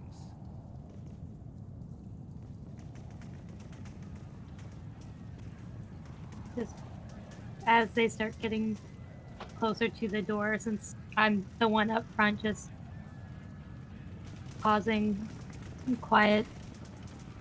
And initially, this is just a heavy door, right? No. Mm-hmm. It's a heavy old door. It's not locked though. Put an ear to listen and kind of get an idea of maybe how big or how many of what's moving, if it's multiple things, if it's one thing, and see if there's a distance, an idea maybe, before actually opening and taking a look out. So you're at the door, listening. You hear definitely what sounds like military automatic gunfire. Even the couple like ricketing sounds of like a tank cannon just going off really hard, you know? Whatever they're shooting at is close, and you hear like a stampeding sound. But you also hear lots of screaming, so part of you thinks maybe that stampede is just a crowd of people. And you think, well, maybe there's a lot of these things, these crawlers I just saw, barreling down on the military in like a wave or swarm, and you think that because you can almost hear or feel the earth rumbling just a little bit. But they start listening in. And I mean really listening in. And then you hear the footsteps. And you're certain that it's definitely not one of those things you just saw that they're shooting at. It's probably a lot bigger. Also sounds like whatever it is, it's coming closer. So Does this door open in or out? It opens out. Good, then just... I'm gonna open it a crack and see if I can get a peek out. You open it, you see a few people sprinting down the street. Just no one even seems to notice the door open a little bit. Just people are running straight down the sort of the right there towards the direction you were all traveling while you were in the tunnel. You're looking more. You could see a large figure of an Abrams tank kind of roll down and crunch over half of a car as it goes down the street. Its cannon is up, and it is firing loudly as you watch. You can just see like a round rip out of the cannon. Next to it, you see a couple of soldiers, again, guns up, firing rounds directly up almost. And as you're seeing this happen, something almost like a large, massive pillar of, well, you'd say stone if it didn't look so well, fleshy, comes down, crunches the top of this tank and the guy directly next to it. Just. You're certain whatever this thing is, it's probably just about on top of you. If you're gonna move, now is probably the time to do so. I'm just looking back at everyone. Okay, we're dealing with some kaiju level shit. Did it do its kegels? Never mind. I die. I lay It's a down on the callback. stairs. I lay down on the stairs and I die. That's it. I'm done. We're done. It's a callback, sorry. It's a It was really amazing. good callback It was too. amazing. I know the callback you're making, and I'm so mad about it. It's right here. If we're gonna go, we need to run now, or we can Okay. sit Let's here. fucking- Is that the choice, or do we stay? You just make No, it. we Make it, can't we do stay. it. Okay. We gotta Oh. go. I don't think so. The only way out is through, babies. Let's fucking go. Robert has Savannah with him and just says, she can't run. If we This is underground. We'll go back down in the tunnels, hunker down, and hope for the best. We just slow you all down. Stay in the stairwell. Wait 10 minutes and come out. That's my best advice. We'll do that. Thank you for all your help. I'm gonna give Robert and Savannah a hug. Oh yeah, they get it. It's like a nice kind of like, group three-way, nice big hug thing, They bring it on. They bring it on. They I'm gonna give give them him a love, no hug. problem. And just like human to human, I hope you make it home, okay? I hope you do the same. Thanks. They get together, he holds her hands very closely, and they start kind of praying together. The door is in front of you, just waiting on you all. Do we know what direction we need to run to get to the river once we head out? Right. West. Yep, okay. This thing's going plan. to the right, isn't it? It's coming from Mhm. left to right.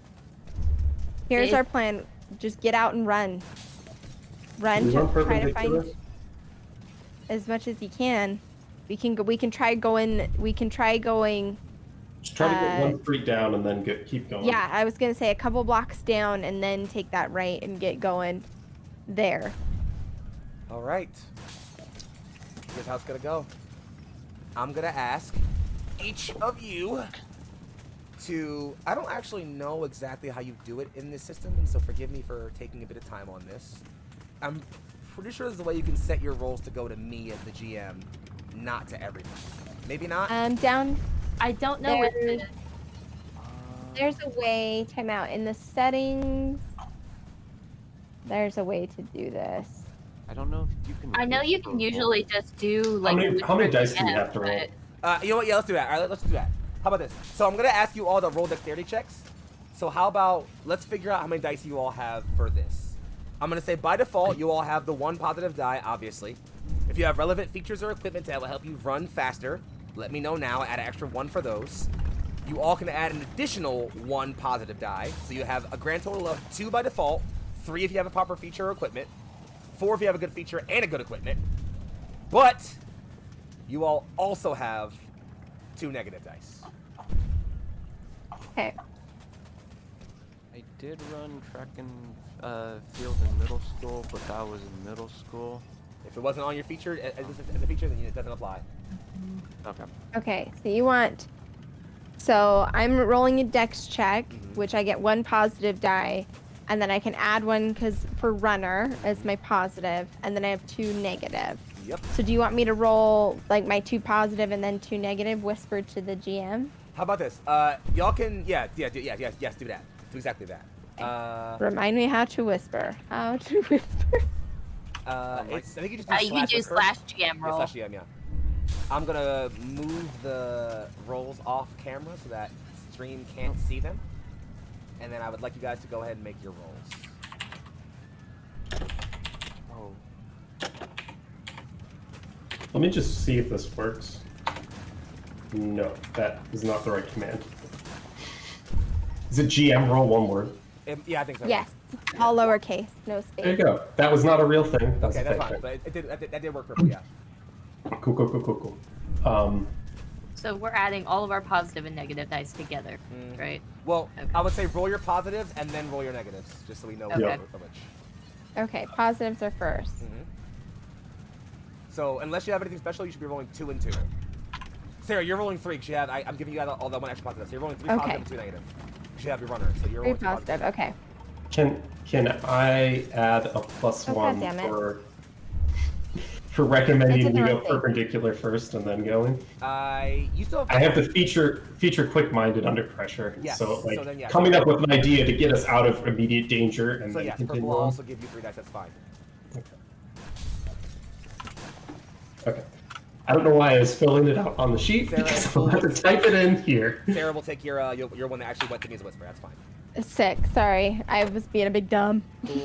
Cool. So I think everyone passes. Big numbers are bad. Big numbers are bad. So There's definitely a possibility I fail hang with what I have. on. I'm mathing right now. Hold up. Those were my good dice. Here's my bad dice. I succeed. but Yeah, with 2 you're good. press. You're good. I think you're all good. You're all succeed. Cool. Jesus, that Or was. I don't.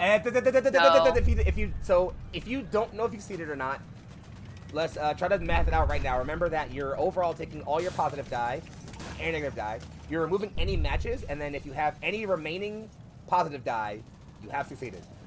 After removing your matches, if you have any positive die remaining, you have succeeded. If you have none, no positives die remaining after you remove your matches, you have failed. If you have failed or succeeded, don't tell me anything, but just know that if you have failed, we talked about this before we went back, you know what's happening, right? So that's what's gonna happen. Because technically, even I haven't looked, so technically, even I don't fully know. I'm gonna set the scene. I'm gonna pass to each one of you at a time.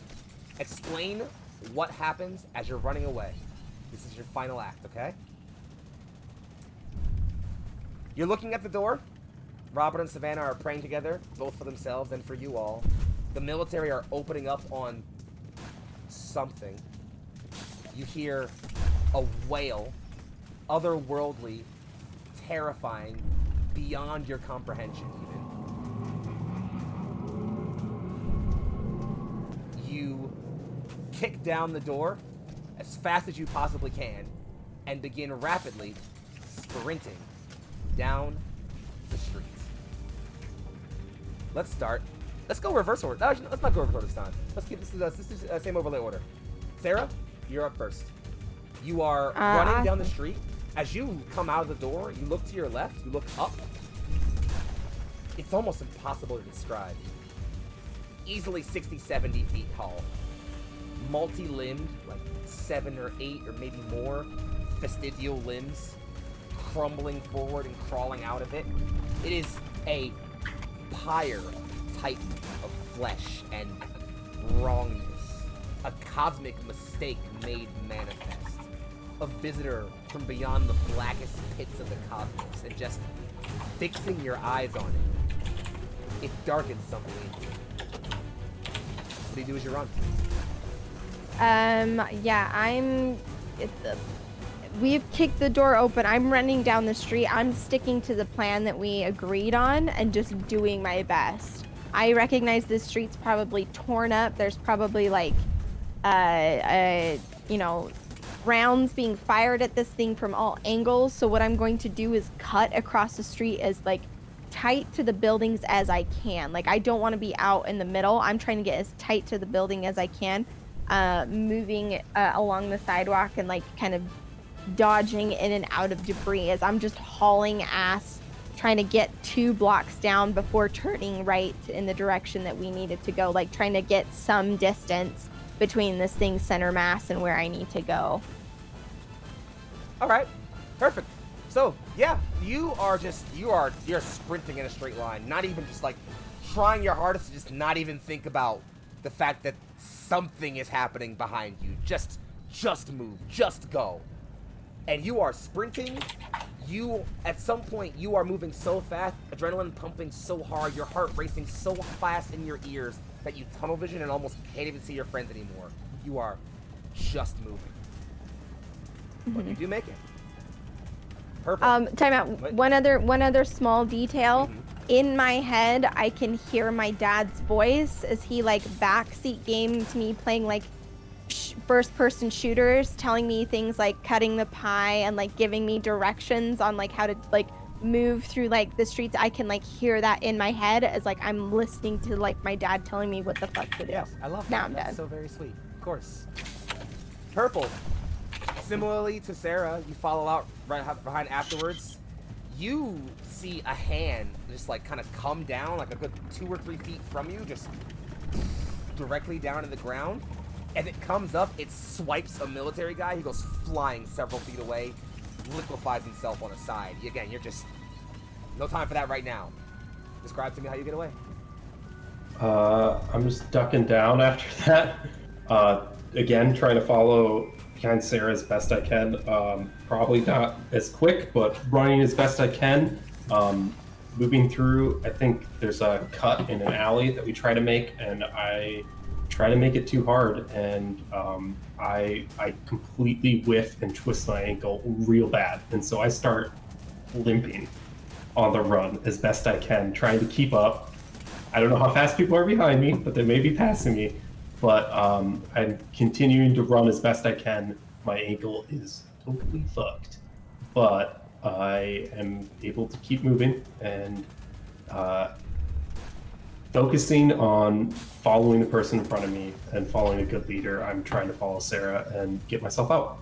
Yeah, Sarah. And I make it. Yeah, you're good. You make it perfectly fine with no issue. I mean, other than sprained ankle, obviously, but you can feel that like tearing pain in your leg, but you're just like, I can't right now. If I stop moving, I'm dead.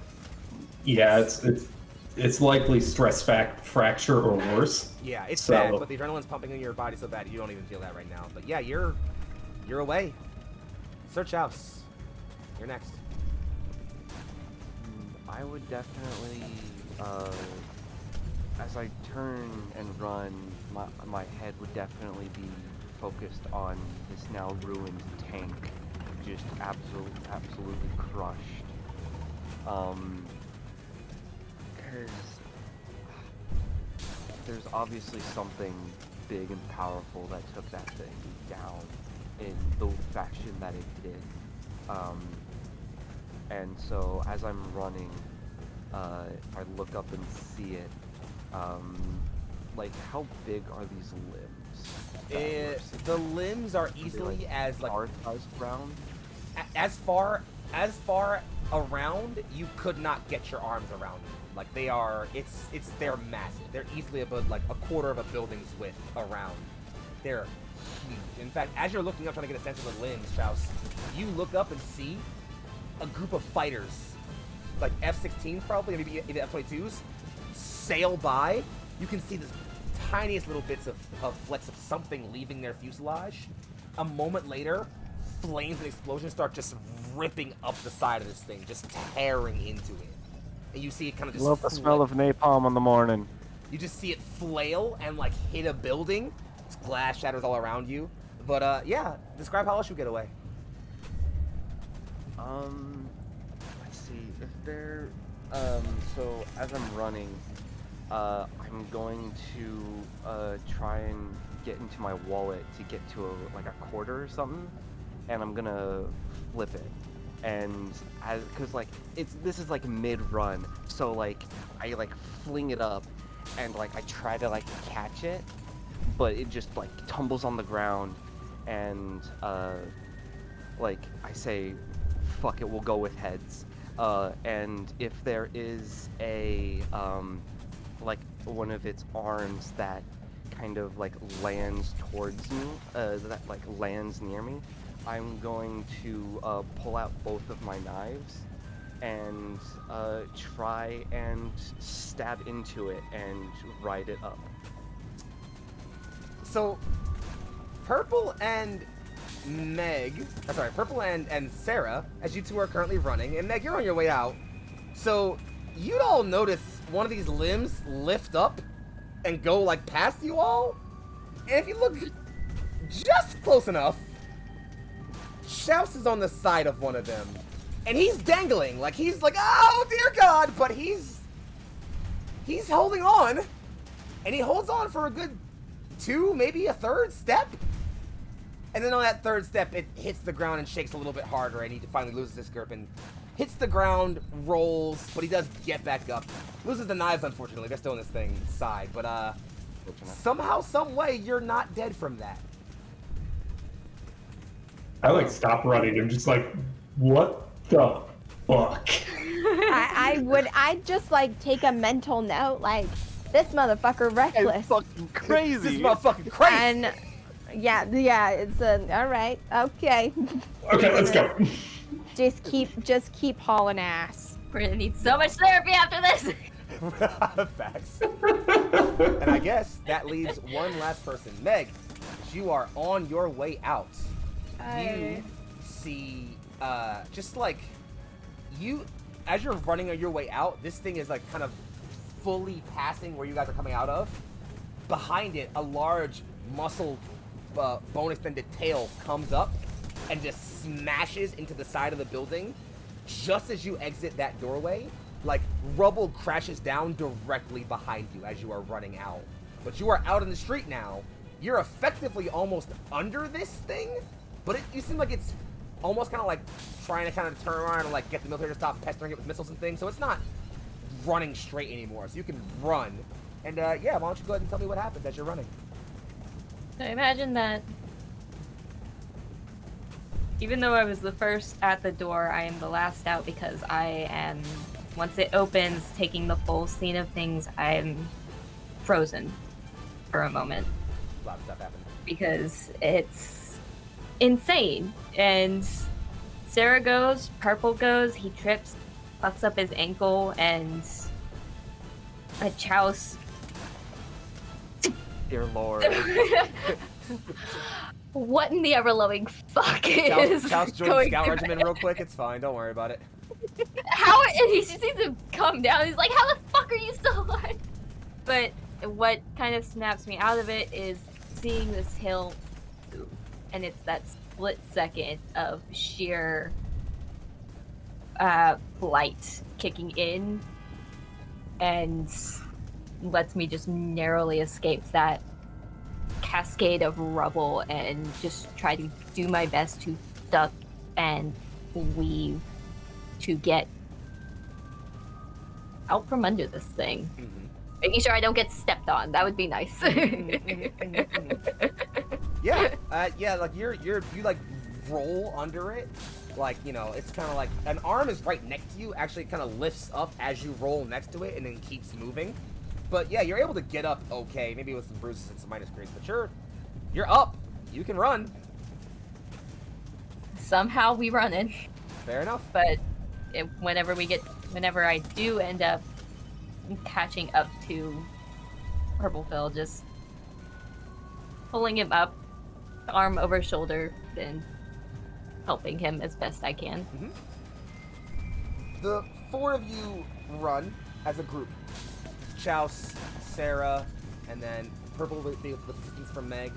You're running as a unit. There's dust and debris and explosions, a cacophony around you. All of your senses are consumed by this. There's almost no way to tell up from down, left from right. You're just moving at this point. Purple and Meg, you can kind of feel yourselves slowing down just a tad. It's hard to move when someone's sprained ankle.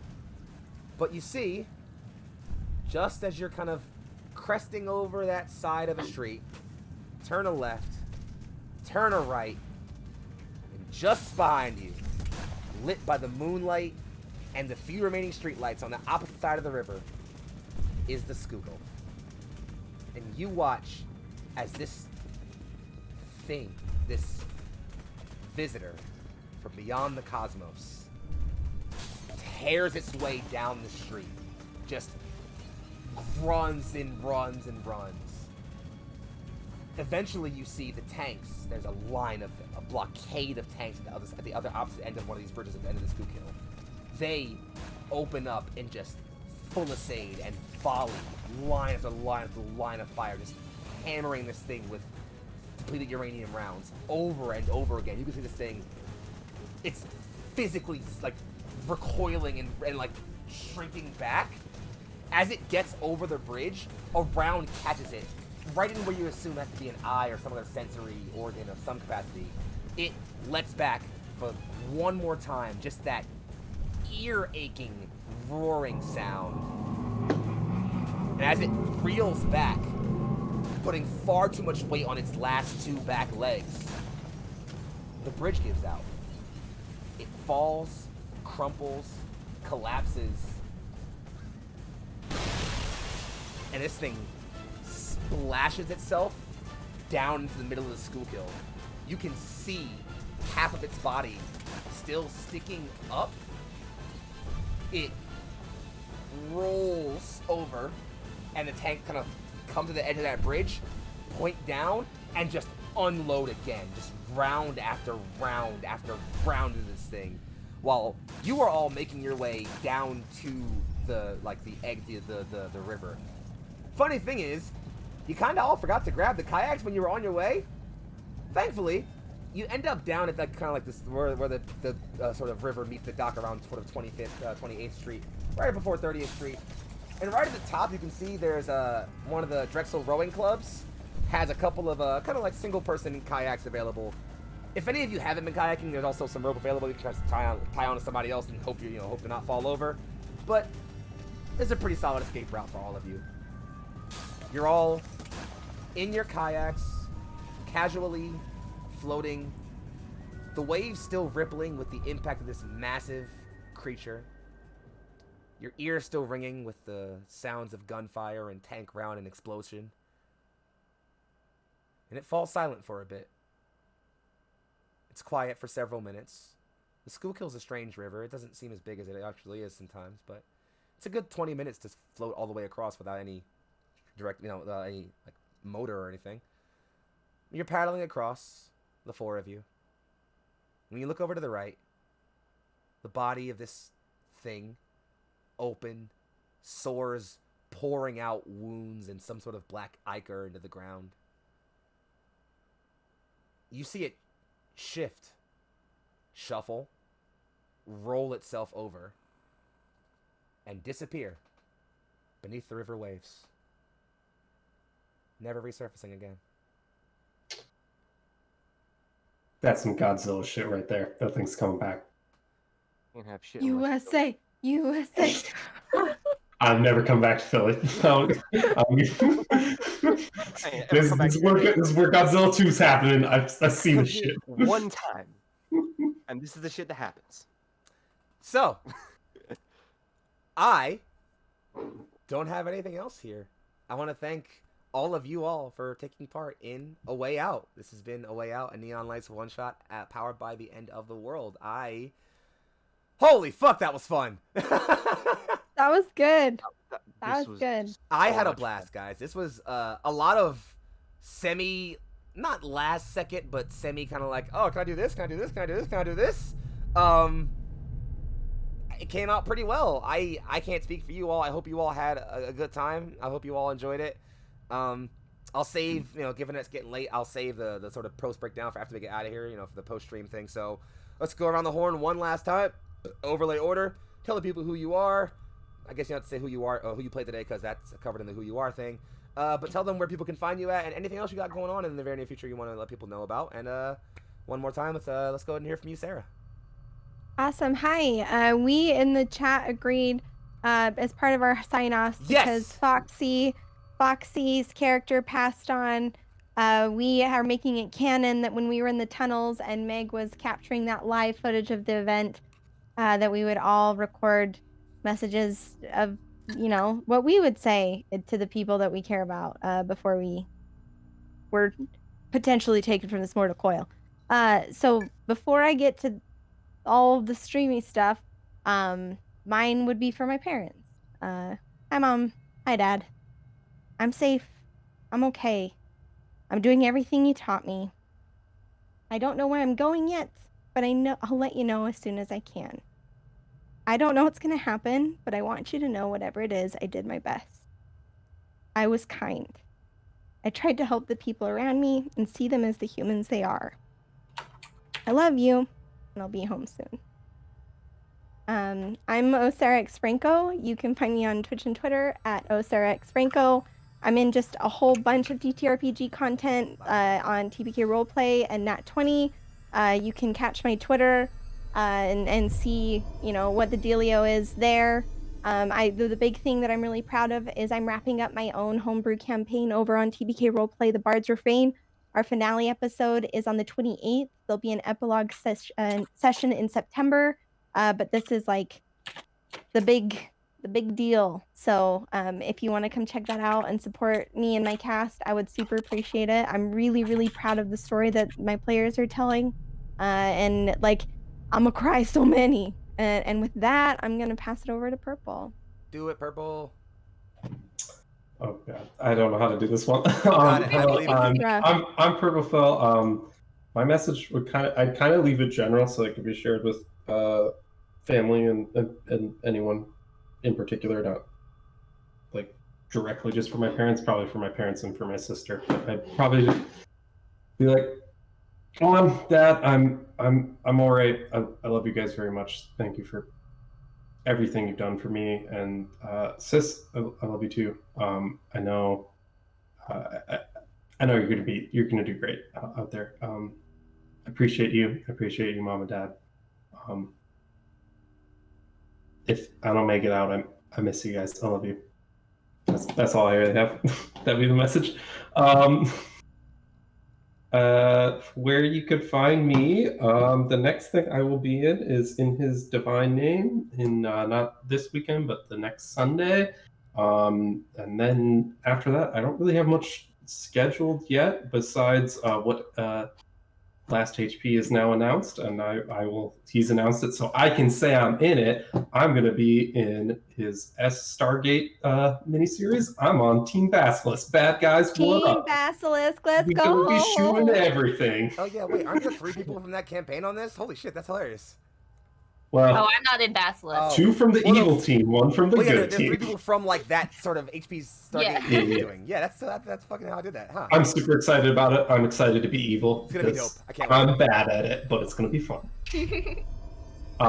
Yeah, that's all I got. So I guess I will That's, pass it off to Chouse. the next, which I guess is Chouse. Yeah. All Gotta right. check the overlay order.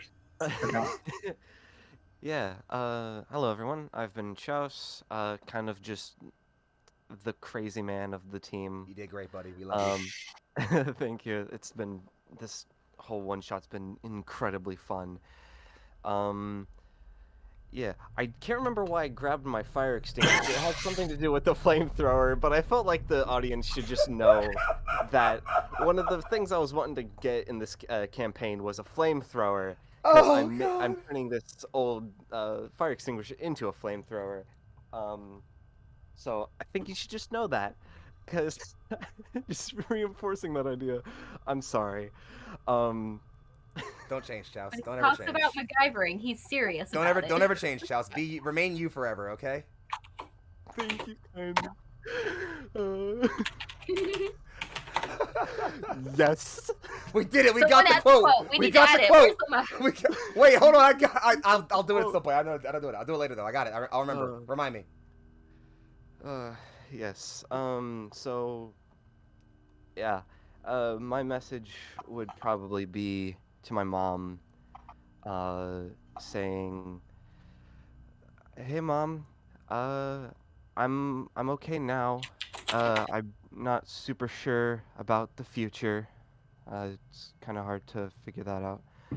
Sorry we weren't able to fill up the wall of mayhem as much as we wanted to. You can use my welding supplies, read the book. It'll teach you everything you need to know. Help you out. I'm with some friends, and we're gonna be all right. Who am I kidding? I probably will die trying to kill one of these things. I'll make it. I'll make it. I'll make it. I'll be sure of it." Sweet. Yeah, and Guess that just leaves one of us left, huh? Oh, sorry. If you have anything else you want to plug, Chouse. yeah. In terms of plugs, I'm sorry, I was laughing at what Purple put. I'm I have been streaming on Twitch, not as much as I'd like to have been. Adulting kind of hit me like a train these past few weeks, Real. which is a bit unfortunate. Cause, like, yeah. I'm gonna try to stream. You can find me on here at It's Chouse. But yeah, that's really all I have to say. I'm rambling now. Meg, go. Hello, everybody. I am Mysteria. Purple's also making me laugh in the chat. He's good at that. He's very good at it. He's very good at that. Multitasking master. Jesus. I live for it. I live for it. Aw. My sign off kind of ends up being talking about a lot of actually mostly cataloging what happened and what we saw, and wrapping it with kind of a final note of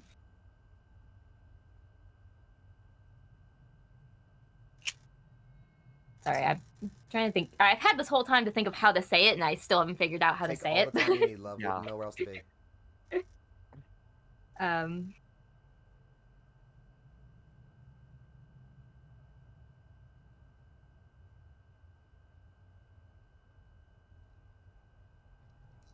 It is really hard. It is really hard. Shit, you're telling me I'd actually do it. Yeah, I made you do it. I was like, fuck, I'm guilty of this. Okay. I'm guilty of all of this. Full disclosure. Thanks for the heads up because I wrote mine down because I knew I wouldn't be like for shit. Yeah, if shit. I I'm say it. glad y'all had fucking time to think about this. I was like, oh, okay. Let me give my own eulogy real quick. Fuck. I tried to go honest with what I would say with no prep. Yeah, just that's. thinking I had to say something. I literally had There's no nothing prep. clever about what I said, but it's just how I felt. Fair. Just the final note of I don't know if. Well, if I die, I don't know if this is even gonna survive. So if somebody finds it, awesome. Send it to my dad or my brother. If not, well, I'll do it myself. Fair enough.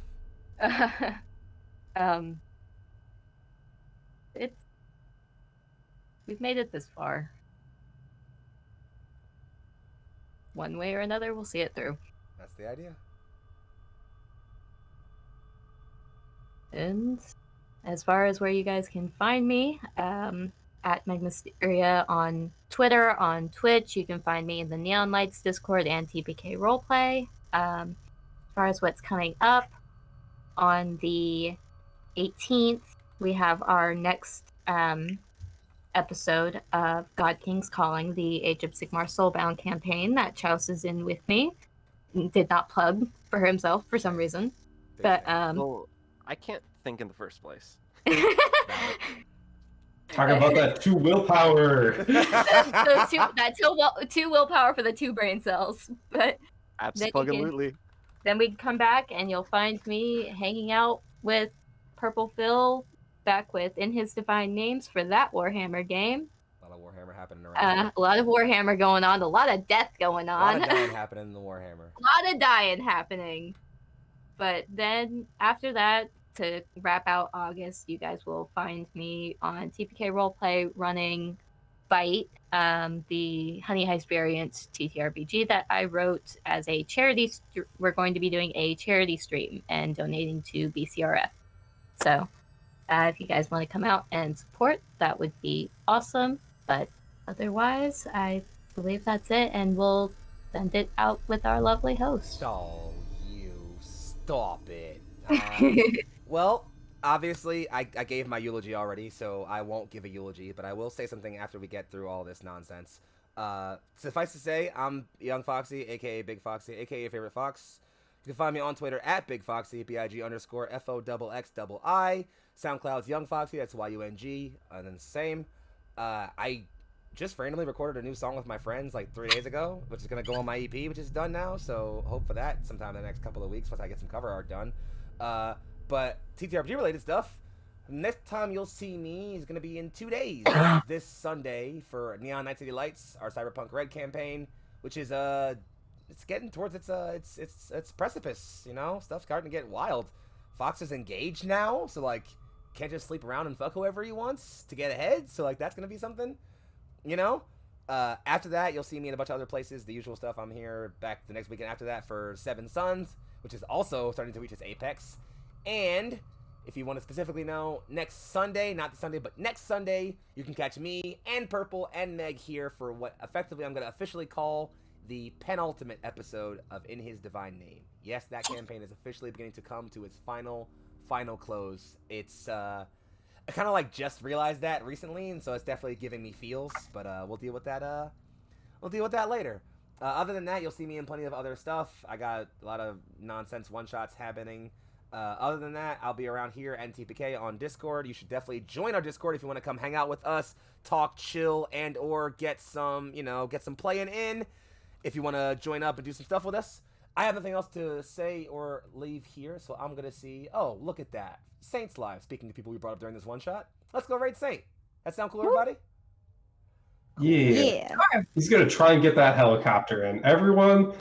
Tell him to get that helicopter in. That's what we're going to do as our chat. I have faith. Get the helicopter. Get the helicopter for Foxxii. So we're going to head over there. Thank you guys all so much for hanging out. We love you all so very much. Be safe. Have a good night.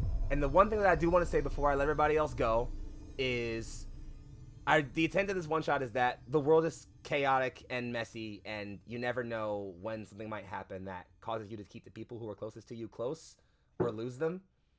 And I guess this one shot proves, if anything else, that I have some of the most amazing friends who I'd even be willing to go through the end of the world with, you know? So thank you guys for being great friends and for making this happen for me. You guys are amazing, and I love you all so very much. And that's all I got, all right? So we're going to go ahead and out of here. Have a wonderful night. We love you guys so very much. Be safe. A goodbye. Hi, everybody. Bye. Bye.